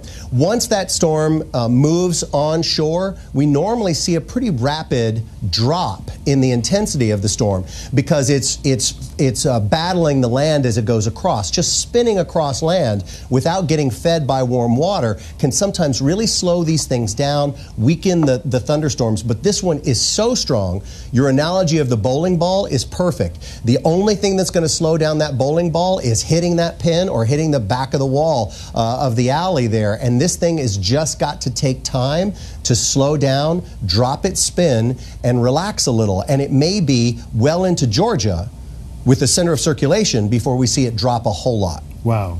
ABC's Sam Champion, thank you so much. We're going to ask you to stand by if you could, but I want to bring in Rob Marciano, who joins us by phone from Panama City, Florida. How's it looking, Rob? We're still in it, David. We've got we've made our way retreated, if you will, into the center of this parking structure, which we've kind of used the last couple of hours as a safe spot. Obviously made of concrete, but has a lot of openings that we can shoot and see and monitor the situation from. But sustained winds, I would imagine, are in the realm of 50 to maybe as high as 70 miles an hour at this point. Obviously, the northwestern eye wall came through us about noontime local, and then shortly after that, when you and I spoke on ABC News Live, we were in the western part of the eye wall. Now we're kind of in the southwestern exiting part of the eye wall. This thing motors off towards the north and east. So the winds are shifting on us. There's still a fair amount of debris that's flying around the streets and parking lots and the property here. And the hotels are and condo buildings and marketplaces are still taking a beating from this wind. So it's ongoing. A lot of times when we deliver the broadcast for these storms, there's so much anticipation and anxiety leading up to actual landfall. Once landfall is made, we start to breathe a little bit, and both the viewers and the broadcasters will let our guard down. But it's important to note, and I'm sure this point has been made, the back half of this storm can be just as ferocious as the front. So we've got several hours more to go through before we're done. So, but it sounds like you will soon be seeing the back of this storm. And then it's important to point out that the real work begins, because we'll see exactly how much damage it caused right there. No? Absolutely. Even though this storm didn't give us a whole lot of warning, I mean, in essence, it was a three-day run-up. Utility crews, FEMA, all the people and resources that come in to help out after the storms, they've been pre-positioned in safer, drier areas, an hour or so from where I am. And then once the storm moves out, they'll come in. There'll be some surveying going on. Obviously, the reporters will go out along with county and city officials to survey the damage once it's safe to do so, probably right around nightfall tonight. And then tomorrow will be the big push for utility crews and support crews to come in here, and any first responders, obviously, that are needed from about now until the overnight. They'll obviously be called upon. But we're still, from what we've been told, the first responders are still sheltering in place. So any calls that they have gotten, they're not going out until they feel it's safe for them to do so. Wow. ABC's Rob Marciano in Panama City, Florida. Thanks very much, Rob. Let's show a tweet that came out from Ginger Z. She's in Mexico City, Florida, one of the main spots where the hurricane made landfall. crazy first signs of damage, she writes. And just look at that. That's the view from the back of the hotel where she has been perched. Damage from the backside of our condo building in Mexico City. Hashtag Michael. Michael is causing lots of damage in Florida, and in other states it presumably will cause damage as well as it moves its way up the coast. We have a report from Terrence Fowler. He is a reporter with the ABC affiliate WPLG. He is reporting from Apalachicola. Let's hear what he's seeing. Yeah, certainly a lot of debris behind me. Take a look. A lot of the fronds from the palm trees sort of blew from the trees onto the ground. So you have that debris here in this parking lot. You have it on the roads and so many more places throughout Franklin County. The roads, some of them are impassable because of that debris. A lot of the power poles here in this area, they've also snapped. Some power lines are down. So it's a very dangerous situation for the first people who will be out and about, driving around, walking around, things of that nature. You really have to take care, even though power has been out for the past several hours or so. This storm is so devastating. We know that there is talk that this community may not come back online when it comes to power for a couple of weeks. That is true for some of the hardest hit areas. Well, we've been checking in with the Franklin County Emergency Management Office, and there are reports of some big trees that have fallen onto homes. There are reports of some properties that have been flooded, and there are even reports of some roads that are impassable because of all of the water covering the road. The bay is just beyond this last tree line that you see over there. We had a chance to go over to that area earlier today, and literally there were giant waves that were licking the coastline. That water was expected to obviously breach that coastline and come up onto the road. That is true in some points that have been known to flood, especially along Highway 98, which is really the only way in and out of this community. So Franklin County, obviously, we are seeing the effects here along the Florida Panhandle.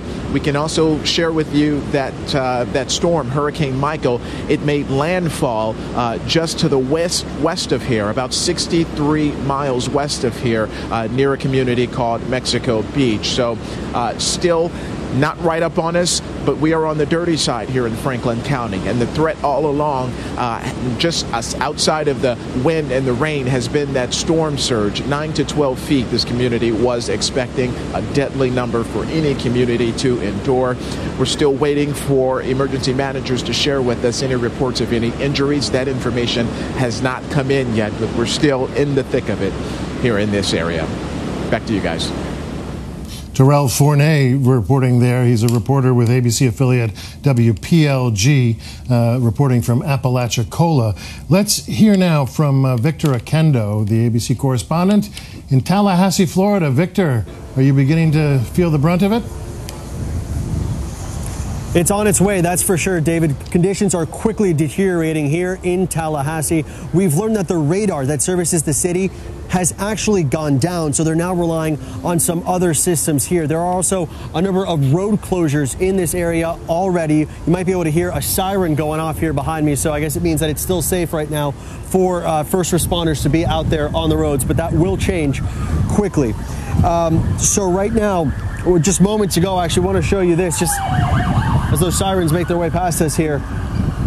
A pretty good sized branch just came down on that maroon car right there at the end of this parking lot here. That's been the major concern for Tallahassee all along. Once those strong winds start making their way through here, trees will start coming down and they'll bring power lines down with them. So for that reason, they've had crews pre-positioned to get the city to get back up and running once the storm does make its way through. Just to put this in perspective, county officials not long ago said that Tallahassee has not seen a storm like this in more than a century. So they just wanted to make it clear to everyone who has not left and has decided to stay home. They're telling everyone right now to stay in place, shelter, and stay safe, because right now Hurricane Michael headed right this way. It's just a matter of time before we start to feel those hurricane force winds. David? Victor, thank you. Tallahassee, obviously not just any city in Florida, but the state capital. What provisions have state lawmakers made? Are they still around or have they evacuated?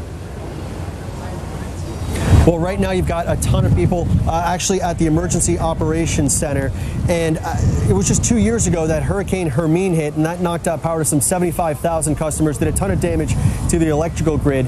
So for that reason, they've got more than 1,000 utility crews out here. So you've got crews that are going to help clear the roads, crews that will help restore power. They want to make sure that they'll be able to get Tallahassee back up and running as soon as possible, once, of course, it is safe to do so. Sure, the people that need to be there are still in place. ABC's Victor Akendo, thank you so much. Let's turn to Kenneth Moten. He's warm and dry at FEMA headquarters. Kenneth, you've got an interview there. David, I do have an interview here. I'm standing by with the FEMA Deputy Administrator, Dr. Daniel Kanuski, who is going to give us the latest information. Obviously, Michael has made landfall in the Panhandle of Florida. The FEMA response at this point, obviously FEMA also waiting to see and monitoring and working with state and local officials. Absolutely. So we pre-positioned a lot of assets before the storm made landfall. That includes personnel, equipment, and commodities. They're staged just outside the area and ready to flow in as soon as the hurricane moves on. That said, our top priority, as soon as the hurricane does move, is going to be search and rescue. Working with our state and local partners and other federal partners, many of whom you see seated right behind me here, are all going to be ready with the high water trucks, with helicopters and other response assets to make sure that we can help those who either chose not to evacuate or simply could not get out in time. Talk about how large this federal response is. I understand 3,000 FEMA employees who are stationed in strategic areas of the Southeast. That's right. Thousands of federal employees from all of these federal departments and agencies, including those 3,000 FEMA employees.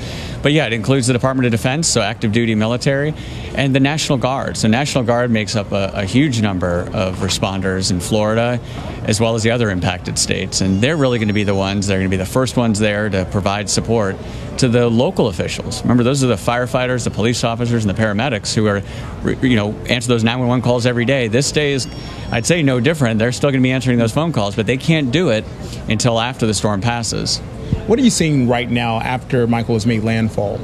Well, first of all, it made landfall. It is an extraordinarily strong storm. You're talking 155 miles an hour. That's 1 mile an hour short of a Category 5 hurricane. That's the same strength as Hurricane Maria making landfall. So an incredibly strong storm. So what we have seen so far is what we've seen on TV. It's wind damage, storm surge. These are all expected impacts. But we won't know the full scope of the impacts until after it passes and we can actually get in there and see what happened. So much focus on Florida, rightly so, but I know you're also monitoring what happens throughout the Southeast as it marches its way through Georgia, impacting Alabama and the Carolinas as well, which is still recovering from Florence. You're absolutely right. And yeah, beyond Florida, listen, it's going to hit Georgia as a Category 2 hurricane. That's an extraordinarily strong hurricane for Georgia, one that they probably haven't seen in our lifetimes, one that will have severe impacts, and one that they need to be prepared for right now, frankly. They're going to be getting tropical storm force winds with full-on hurricane winds here later today. Talk about how well you work with the state and local officials when it comes to something like this. Obviously, they're first responders. They're getting the brunt of it, even though you have those thousands of FEMA employees there. But talk about how you guys work well with those state and local officials. Yeah, we are absolutely there to support them. If they have any gaps or shortfalls, we're there to help support those. So as I said, the high water vehicles are something that they needed. So we found those. We sourced those from throughout the federal government to make sure that they had those. We had a daily video teleconference, in fact, just today, a couple hours ago, where we talked to the state emergency managers and say, where are you right now? What do you need? How can we help? And we have a great, very positive and open dialogue with all of those state emergency managers. I'm curious for you. You told me earlier that I think your first storm was Maria when you took over this post as deputy administrator. Any surprises for you when it comes to the storm season and this storm in particular? Yeah, well, every hurricane's different. This one, it got spun up so quickly. 3 days ago, it was a tropical depression, was expected to make landfall as a tropical storm. Look where we are right now. 3 days later, with the strongest hurricane to ever strike the Panhandle of Florida. It's the strongest hurricane of the season and one of the strongest hurricanes of all time to make landfall in the United States. You mentioned that fast approaching storm. People were not able to get out of the storm zone fast enough. And I know the administrator of FEMA, Brock Long, said he wished that more people had gotten out in a timely manner, but because it was fast approaching, there were people, especially those who didn't have the means to get out fast, couldn't get out. Talk about those concerns, and obviously FEMA is well aware that there are a number of people who just didn't have the means to get out. Well, I hope that those who had the opportunity to evacuate did evacuate, and I hope that those who were in mandatory evacuation zones had the opportunity to get out. For those that didn't, they were able to hopefully shelter in place in a sturdy location, whether it be their home or a shelter that opened in the wake of, or in advance of the hurricane. Obviously, with Florence, we had a lot more time to plan, didn't we? We had a week to get everybody out, we being the state, the federal government, and NGOs. This time we had to move much more quickly. I will say that especially the NGOs really stepped up to the plate here. They opened up shelters rapidly and made sure that those who were in the danger zone were able to have a safe place to go. So we just don't know at this time how many people took advantage of that. How soon after, I know that's, you can't tell the future, but what's the hope for how fast you guys can respond after this storm really pushes through the southeast?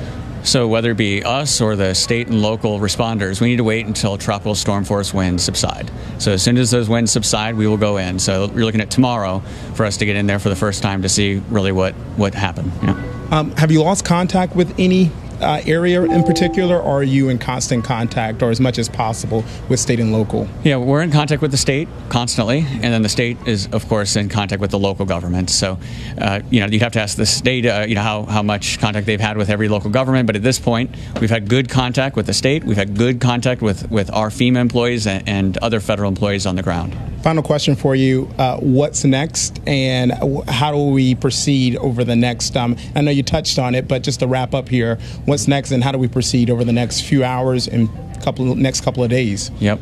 Well, the real activity is going to be tomorrow when all those pre-positioned assets are going to start to move into the impact area, and that's going to be those personnel. It's going to be our commodities and equipment to make sure that we're providing those assets to those in need, as well as to conduct search and rescue. So there's no doubt that search and rescue assets are going to be really busy. That could be the U.S. Coast Guard, it could be the National Guard, it could be a variety of assets, both helicopters and high water vehicles. They're going to want to make sure that they get into those hard-hit areas and see if anybody needs to be rescued.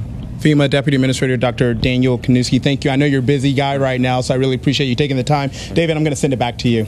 ABC's Kenneth Moten there talking with the FEMA Deputy Director. Thank you so much for all that information.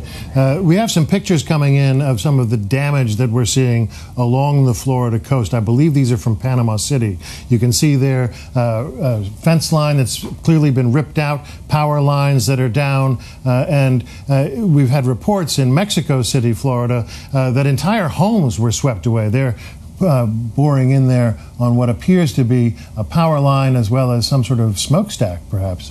Hard to say, but really the real work of this hurricane will begin once those winds die down and people are able to get outside and actually survey the damage. Clearly, there is going to be some serious damage from this. But let's turn now to ABC's Eva Pilgrim. Eva is standing by, and I believe it's beautiful and sunny where you are, Eva, but the sky is about to fall. You're in Charleston. We're in Charleston, South Carolina. There's some clouds here now. It's been sunny. It was raining earlier today. Nothing to do with Hurricane Michael coming on land. Just the standard rain that's part of the pattern for this time of year here in the Carolinas. But the reason we're here in Charleston is because there's real concern about the weather that's headed our way because of this hurricane. And one of the major concerns here is the flooding in this downtown Charleston area. They're also watching for possible tornadoes to turn up as this weather system starts to move this way. But the flooding, one of the major issues that they're watching. And the reason for that is just to that direction over there, that is where the Cooper River dumps here into the harbor here in Charleston. Ahead of me, where you can't see right now, there's another river, the Ashley River, that dumps. It sort of wraps around this harbor here in Charleston. And even on a good day, a sunny day, when it rains really hard, parts of downtown Charleston are prone to flooding. Now, we are in what's called a king tide cycle. That's when the Earth is a little closer to the moon and the high tide is actually higher than normal. And so all of this rain from the hurricane is pushing this way. The tide is higher, the storm surge is higher. That's going to kick up the water that's actually pushing into this harbor, and there is real concern that the flooding will be more severe because of that high tide. And the high tide is going to happen tomorrow about 10 o'clock in the morning, just as this hurricane, which will likely be a tropical storm at that point, is pushing through, dumping inches of rain. The other big story that we have to keep a watch on here, as you may remember, Hurricane Florence just came through this area and dumped an incredible amount of rain across the two Carolinas. A lot of those areas still inundated with the rain. The ground is saturated in those areas, and so any extra rain, there's not really a whole lot of places for it to go. And so they are going to be watching through those parts of the Carolinas that saw some flooding from Hurricane Florence to see how the rain and the downpour, the ultimate effects in those areas as well, David. This area just waiting and watching at this point for this storm to come their way. ABC's Eva Pilgrim in Charleston, South Carolina. Enjoy the sunshine while you can, Eva. We're going to turn back to ABC's Sam Champion in just a second. But before we do, I want to play a little snippet of Ginger Z from Mexico City. This is from a tweet she just sent out. Back side of our condo, we'd seen a lot on the front, but seeing all of this damage, more than just snapped trees, so much debris. Where homes were, they are not. They are moved. They are, that one there, off of its foundation, in the middle of a road. Cars everywhere and underwater. It's really wild to see in its raw moments. ABC's Ginger Z in Mexico City Beach, Florida. Let's turn back to Sam Champion. Sam, the biggest storm that I can remember in my news lifetime is Hurricane Katrina. This storm, bigger than that. Obviously, the situation was kind of unique there in that the levees broke, but can we expect damage on that scale this time around? Well, you know, David, when everyone says each hurricane is different, and we totally mean it, that all of the problems that came along with Katrina when it moved in, the floodwaters and their Lake Pontchartrain and the return of water when the storm left, the water that came streaming down and re-flooded and even flooded areas of New Orleans that hadn't been flooded at first.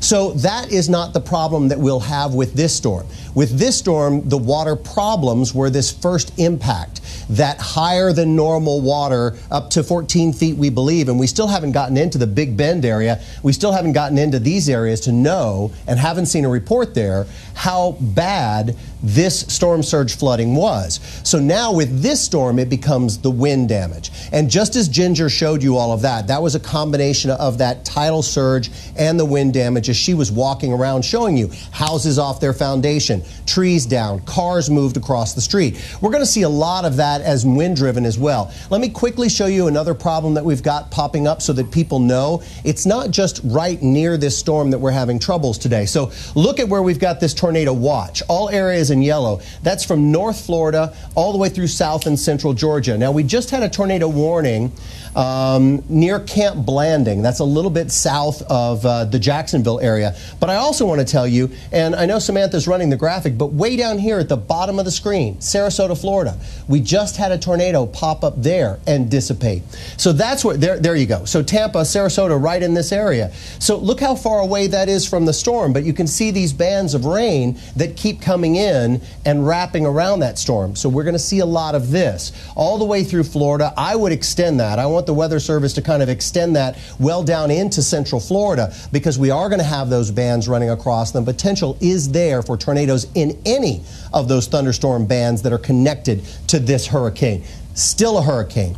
Still with winds at about 150 miles an hour. That's as of about 30 minutes ago, and we'll get a fresh update on some of that soon. But take a look at the center. The center has no connection to water whatsoever, and it's moved in. We have an extreme wind warning. This has never been issued for this area, and this is for winds that are in excess of 113 miles an hour.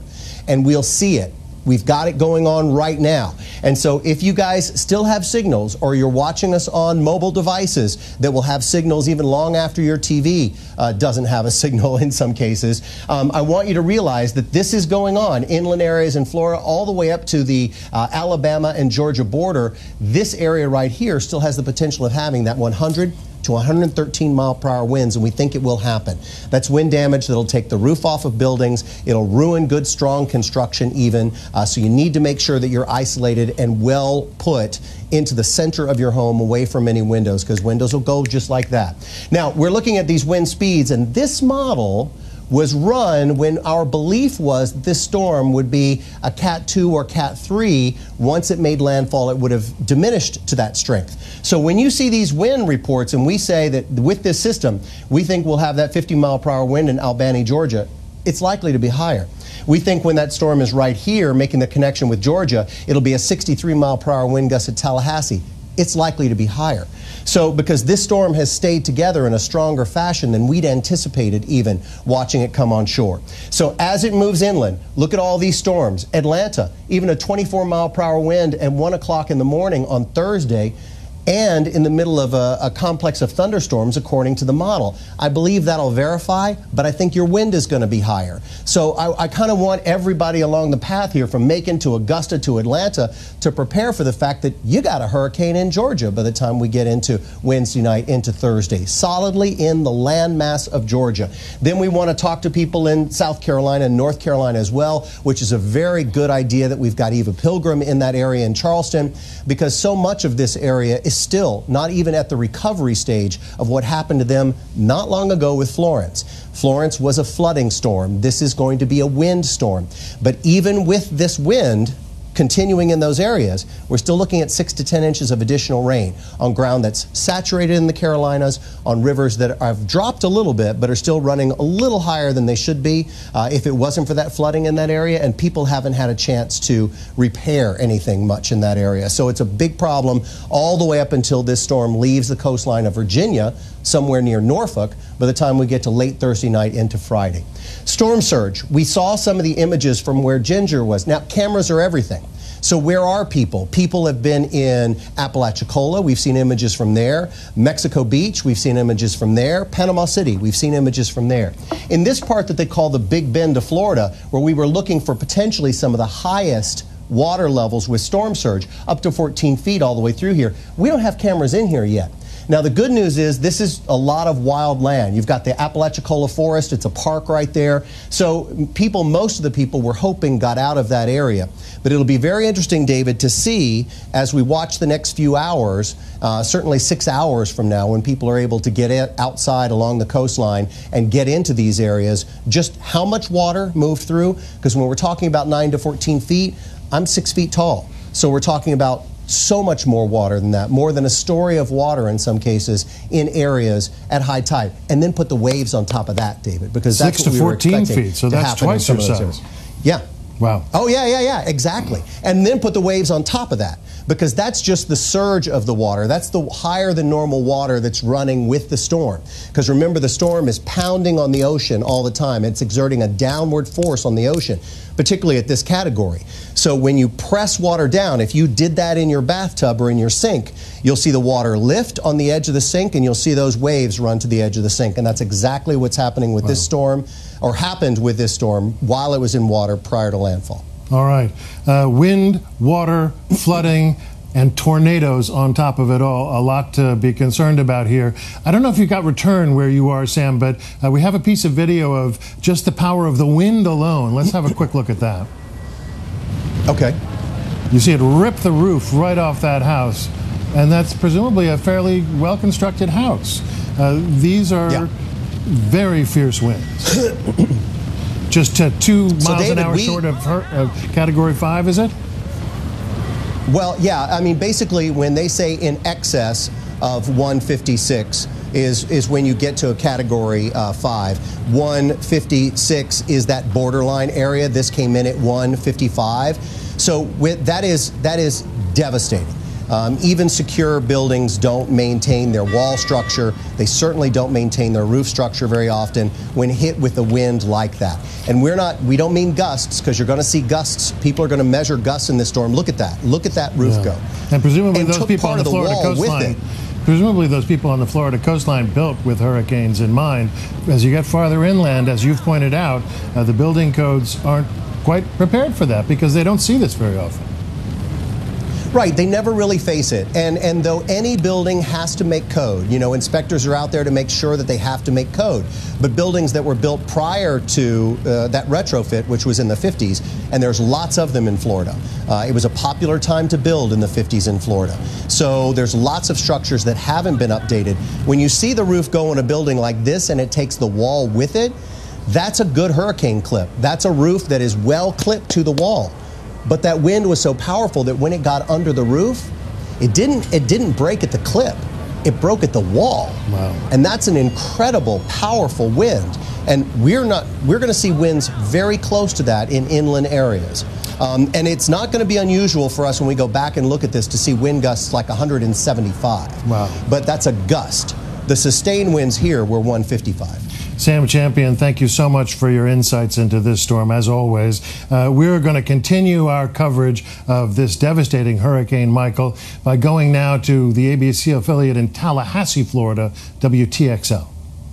So we still have the winds that are increasing, especially in some of our western areas, and we do have blanks on some of the observation points. It could be a matter of delayed receiving of data through the interwebs, and it also could be an indication that some of the observation points are failing and not communicating. So that's not a surprise given what's been going on, that perhaps some of these observation points have gone offline for whatever reason because of our storm situation. So it wouldn't surprise me if maybe a few more areas are lost when it comes to getting the real-time data. But the recent sustained wind in Tallahassee was just recently clocked at 41 miles per hour. Steady, sustained tropical storm force wind. It's on the lower end of the scale, but it does tend to match the expectations for the capital city when it came to the potential sustained winds. And those gusts have been even higher in some cases, and perhaps even rivaling what gusts we had during Hurricane Hermine. Now, eastern areas, still some noticeable winds, but you are a little farther away from the core of the system, even though tropical storm force winds spread out about 175 miles from the center at last check. There's still going to be times where those winds will increase from their current sustained levels in the Swanee Valley and along Interstate 75 in southern Georgia.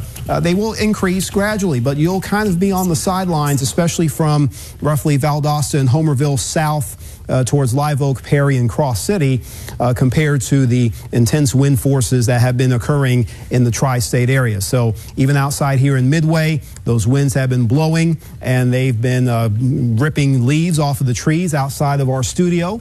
So there is quite a bit of force that's been going on with some of these winds as they will continue to be fierce. And they will continue to drive pockets of damage across the area, something that really none of us would really have to prefer to deal with, not by any means, but it is what it is, and it's what we have at this point, and it's likely to continue because of the expectation of some of these wind fields that will still be fairly potent across our area and just gradually taking its time moving out of our region. Here's how the forecast in the overall expectation of wind spread has been going into the current time frame and how it may be projected in the future, as most areas will at least have the chance for those strong gusts of wind even in our eastern zone. So you could certainly reach the gust range of tropical storm force in our eastern areas, but there will be that trend where some of those gusts will begin to increase, even for sections of interior South Georgia, where those oranges indicate where we could have those higher level tropical storm force gusts. And in the short next couple of hours, hurricane force gusts certainly more likely right around the Lake Seminole area and up into the Flint River Valley. And then eventually that hurricane force potential shrinks a bit, but it's still present even by early and late this evening across middle Georgia, while still we may have some lingering effects of tropical storm force winds, even heading towards midnight in some northern and eastern areas.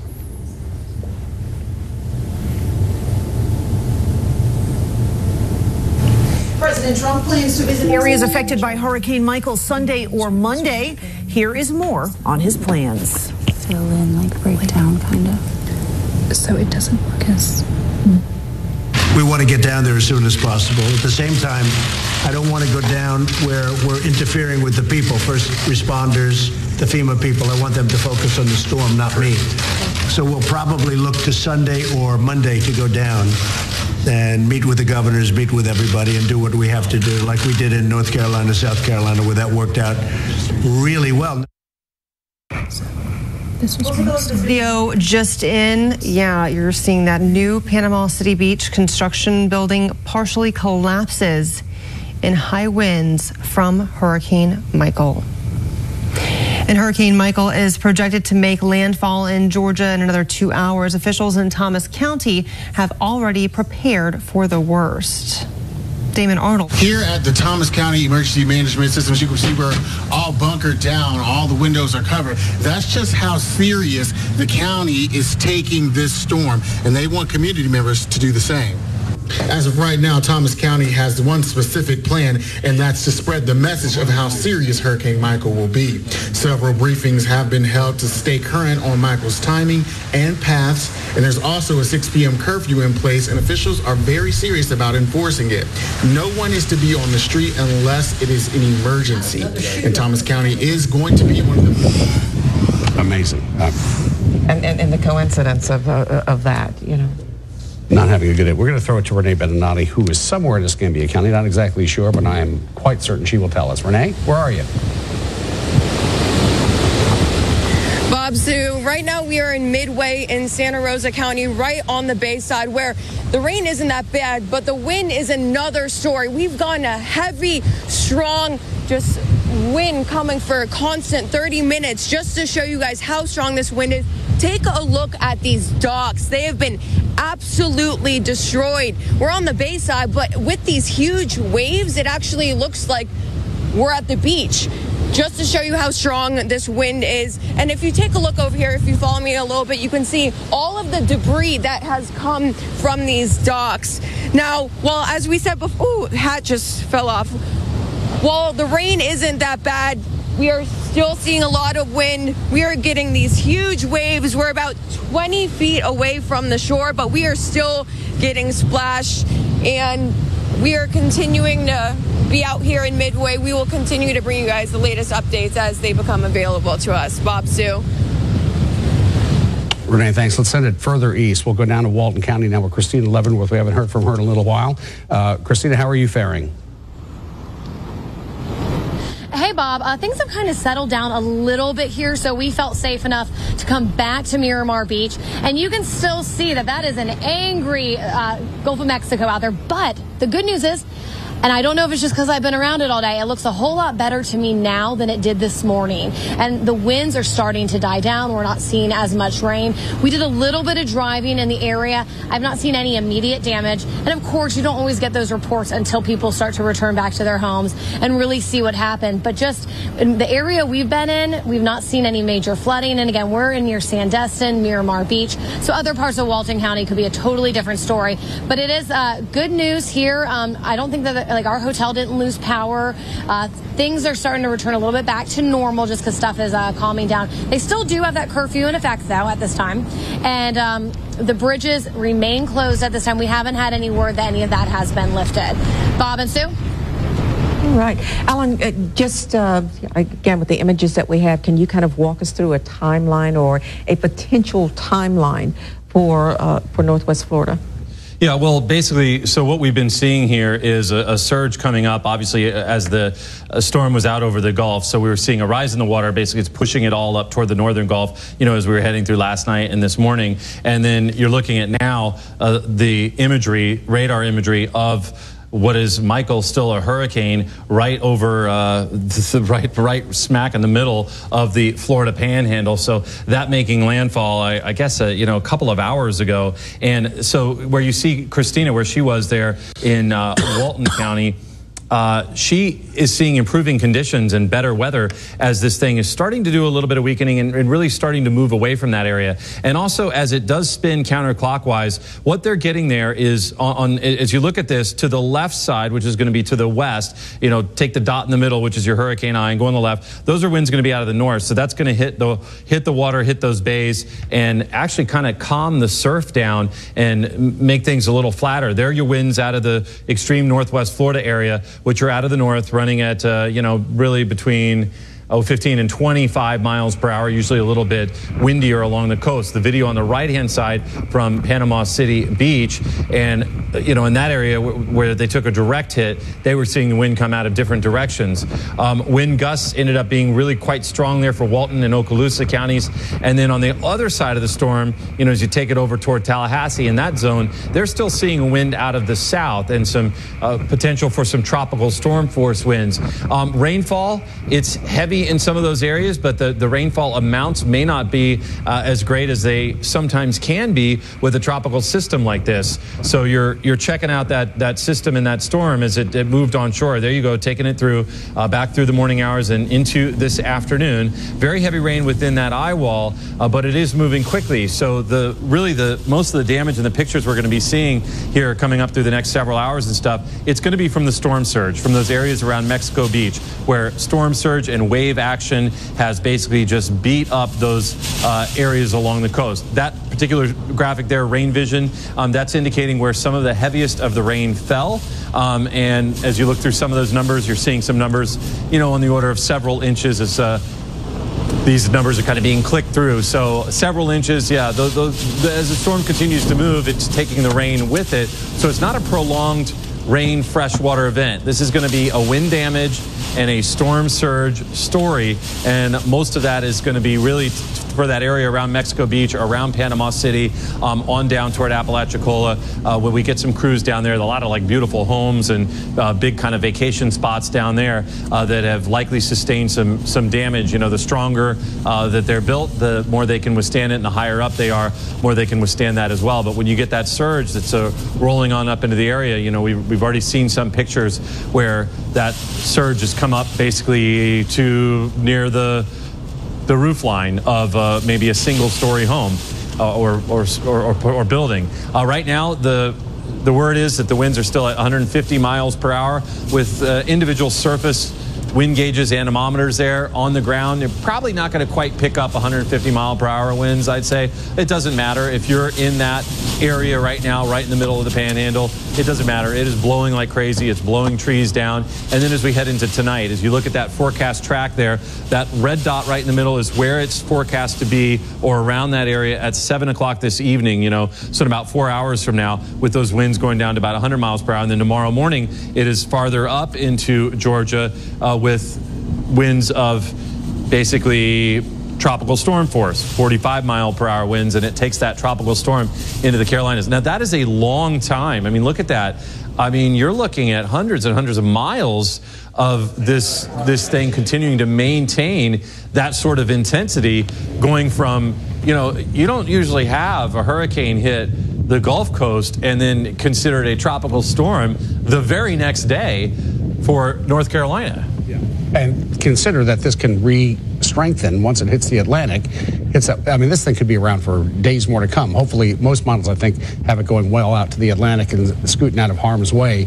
But still, this thing is a survivor. It's going to be around for a while. It's surviving. I mean, you look at that track right there, but it's going to be moving rather quickly, though. So yeah, there we go. As you zoom it out, you're talking about that, Bob, and you'll be able to see how it's expected to go back over the Atlantic, where it could re-strengthen. But once it does move back out that way, and it's moving away from, say, the Carolinas, it's not necessarily going to re-strengthen and then pose a threat on that order, if that makes sense. It's whatever it's going to do here over the next 24, 36 hours as a hurricane and then a tropical storm.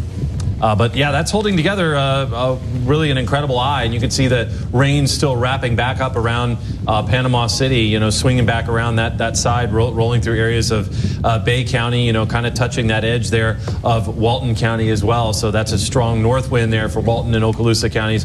And then Bay County still getting hit kind of by the underside of the storm. But the weather's going to be improving dramatically here as we head, through the next hour or so for those places like Mexico Mexico Beach, Panama City, and those areas down toward Apalachicola. Already the weather getting a little bit better, and as it's moving in and away from those areas, that storm surge will subside and start to move out and sort of head back out into the Gulf, and all those areas will be just dirty and a huge mess with debris everywhere. And you talked about that mess. Just looking at some of the images that are Facebook, Instagram, and that are being tweeted as we speak.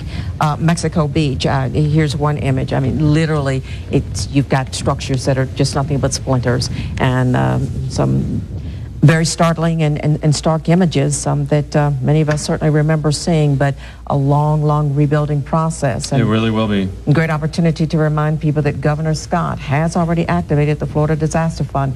People will want to know, and people will reach out to help, and they're saying the best way to do that is with your financial donations. You can make those donations online, also get more information, floridadisasterfund.org. You can also text disaster to 20222, disaster to 20222. The governor tweeting a little earlier today that he has trucks, he says, loaded with tons of food, water, and other critical supplies ready to move in, including 1.5 million MREs, the meals ready to eat, and 1 million gallons of water poised to bring in. I'm just reading a press release just I think about an hour and a half ago from Gulf Power, and Jeff Rogers estimating that they expect as many as 240,000 of their customers to require a restoration of power service at some point after Michael passes through, but also anticipating having to rebuild the infrastructure of the power grid.